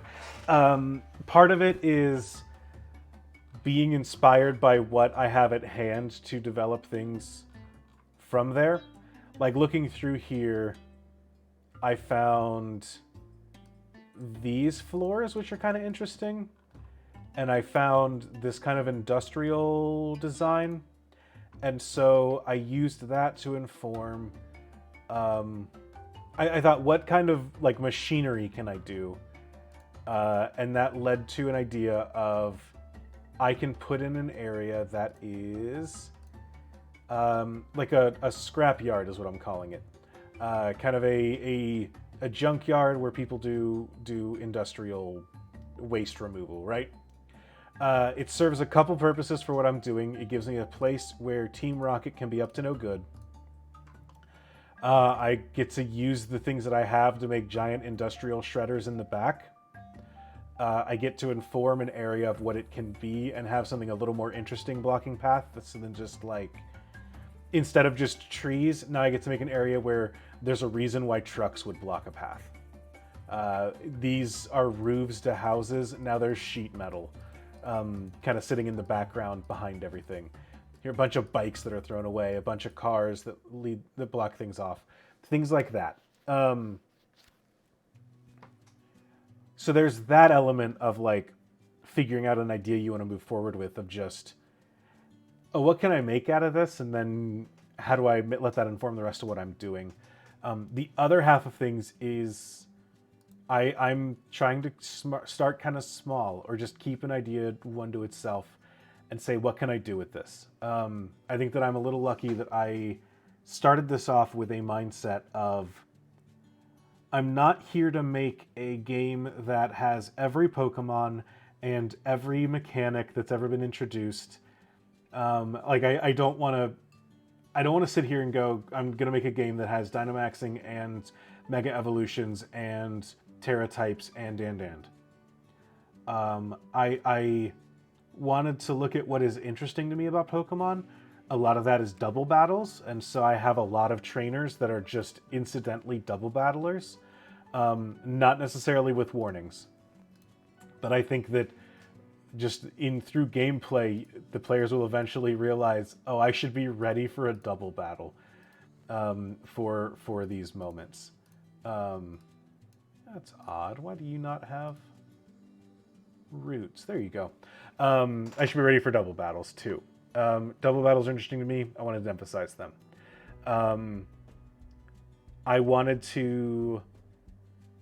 I wanted to limit the number of Pokemon that I had in the Pokedex.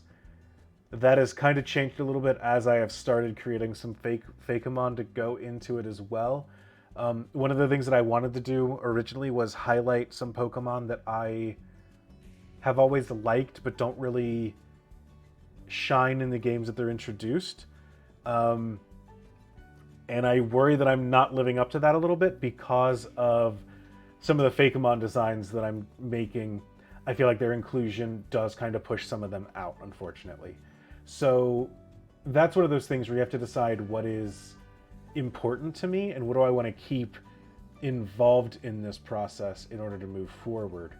The other part for me is that I'm very good at killing darlings. I don't I don't hold things close to the chest. I don't hold things dearly, and I have always considered myself more of an editor than a writer overall. And so there are a lot of things where I kind of look at from I'm a person that looks at a thing and says, how do I trim this back as far as possible while still getting across the things I want to do? And I think that by starting from that place of how do we push this,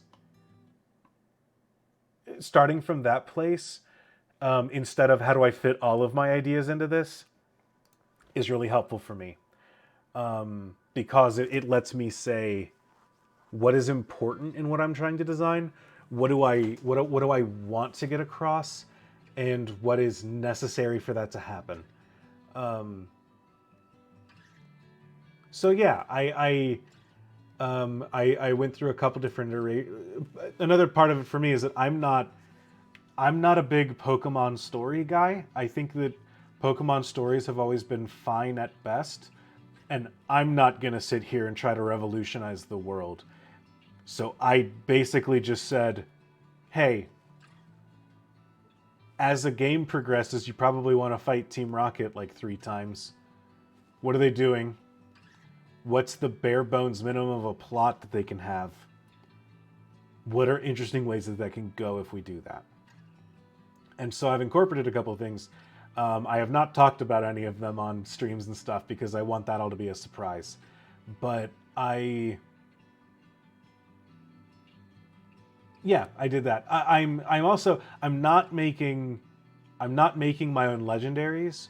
I'm not making my own starters. I am just going from what kind of Pokemon do I think would be neat to include, more than I am limiting myself to like, oh, well, you gotta have these new ones for a new region. So that's helpful too. I hope that helps. I hope that advice isn't just like get good and learn to edit, but I do think that that's a big part of it for me is starting from a minimum viable product and then saying, how do I make that shine over trying to include everything and losing sense of an idea in the process. That's my advice.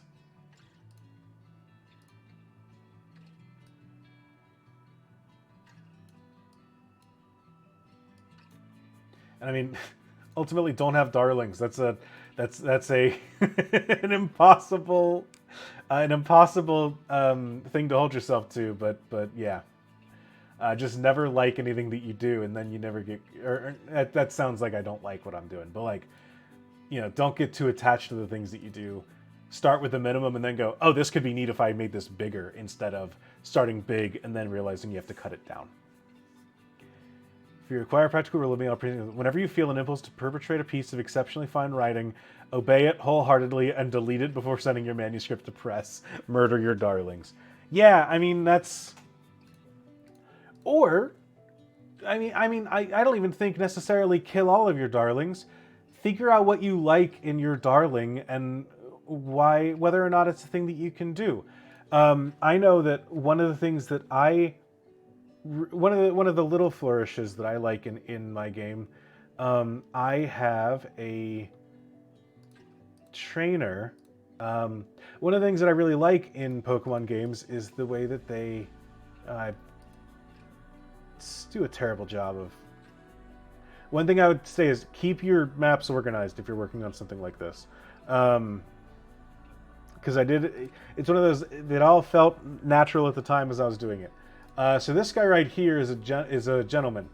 I love the way that that Pokemon games have started doing a better job of like. I like the way that they give themes to trainers as they go through. Gentlemen's themes have always been kind of like, oh, they're kind of rich, snooty guys, and I thought, how would that manifest itself in the real world of Pokemon, quote unquote? And so, what I did with this guy is that I gave him 3 Pokemon that have really cool shinies, and then I just said, yeah, this guy spent a bunch of money on shiny Pokemon. That's an easy way that I can do with a single line of... Saying a single line of code is too much, but like a single line of an update here tells a story in a way that you get a character across without, without putting in too much extra work. And I feel like that's going to do more to inform your world than something super big. That, and frankly, another way we were talking about before, making battles interesting. It's another way of making an interesting battle. Oh wow, this guy's got shiny Pokemon because he's rich. Whether that lets you say, oh, I hate this guy, let's crush him, or, oh, funny, I don't really care what your response is, but it is going to get a response. So that's where I am.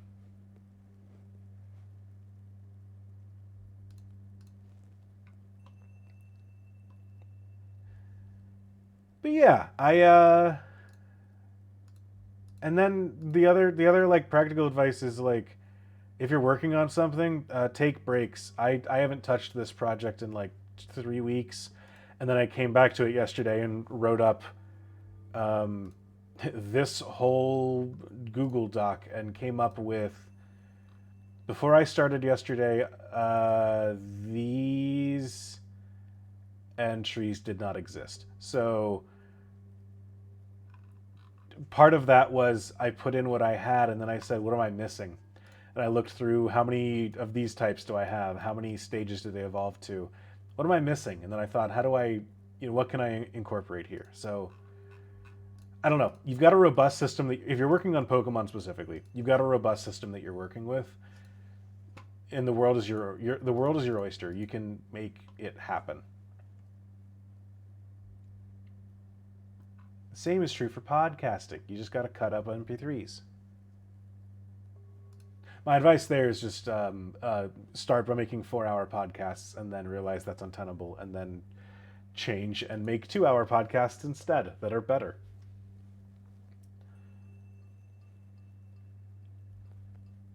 But yeah, I think we're hitting 10, so I think that's gonna do it for me tonight. Thank you all for coming out and hanging out. I had a lot of fun going over this. Thank you for helping me make a Go List pod and a Punxsutawney as we figured out what I'm doing with this game. I'm excited to... You know what? I'm realizing I never uploaded the most recent build of this. Let me double check that and make sure that I've got a viable build. But I have the first 2 gyms up on my itch page. If you want to check that out, that's itch.io/AC Sherman. AC Sherman on itch.io. It's labeled as Pokemon AlphaAndrew. I don't have an actual name yet. I'm still coming up with what color this game is. I don't know yet. Maybe it's some kind of rock. Who could say? But yeah, in the meantime, hope you had a good night. Come hang out tomorrow. We're going to be playing Project Coaster and laying out the groundwork for what we've been really building toward all along, which is, how do we make a podcast-themed theme park? It's going to be a good time. On that note, thank you all for joining me, and I'm going to head out. Good night, everyone.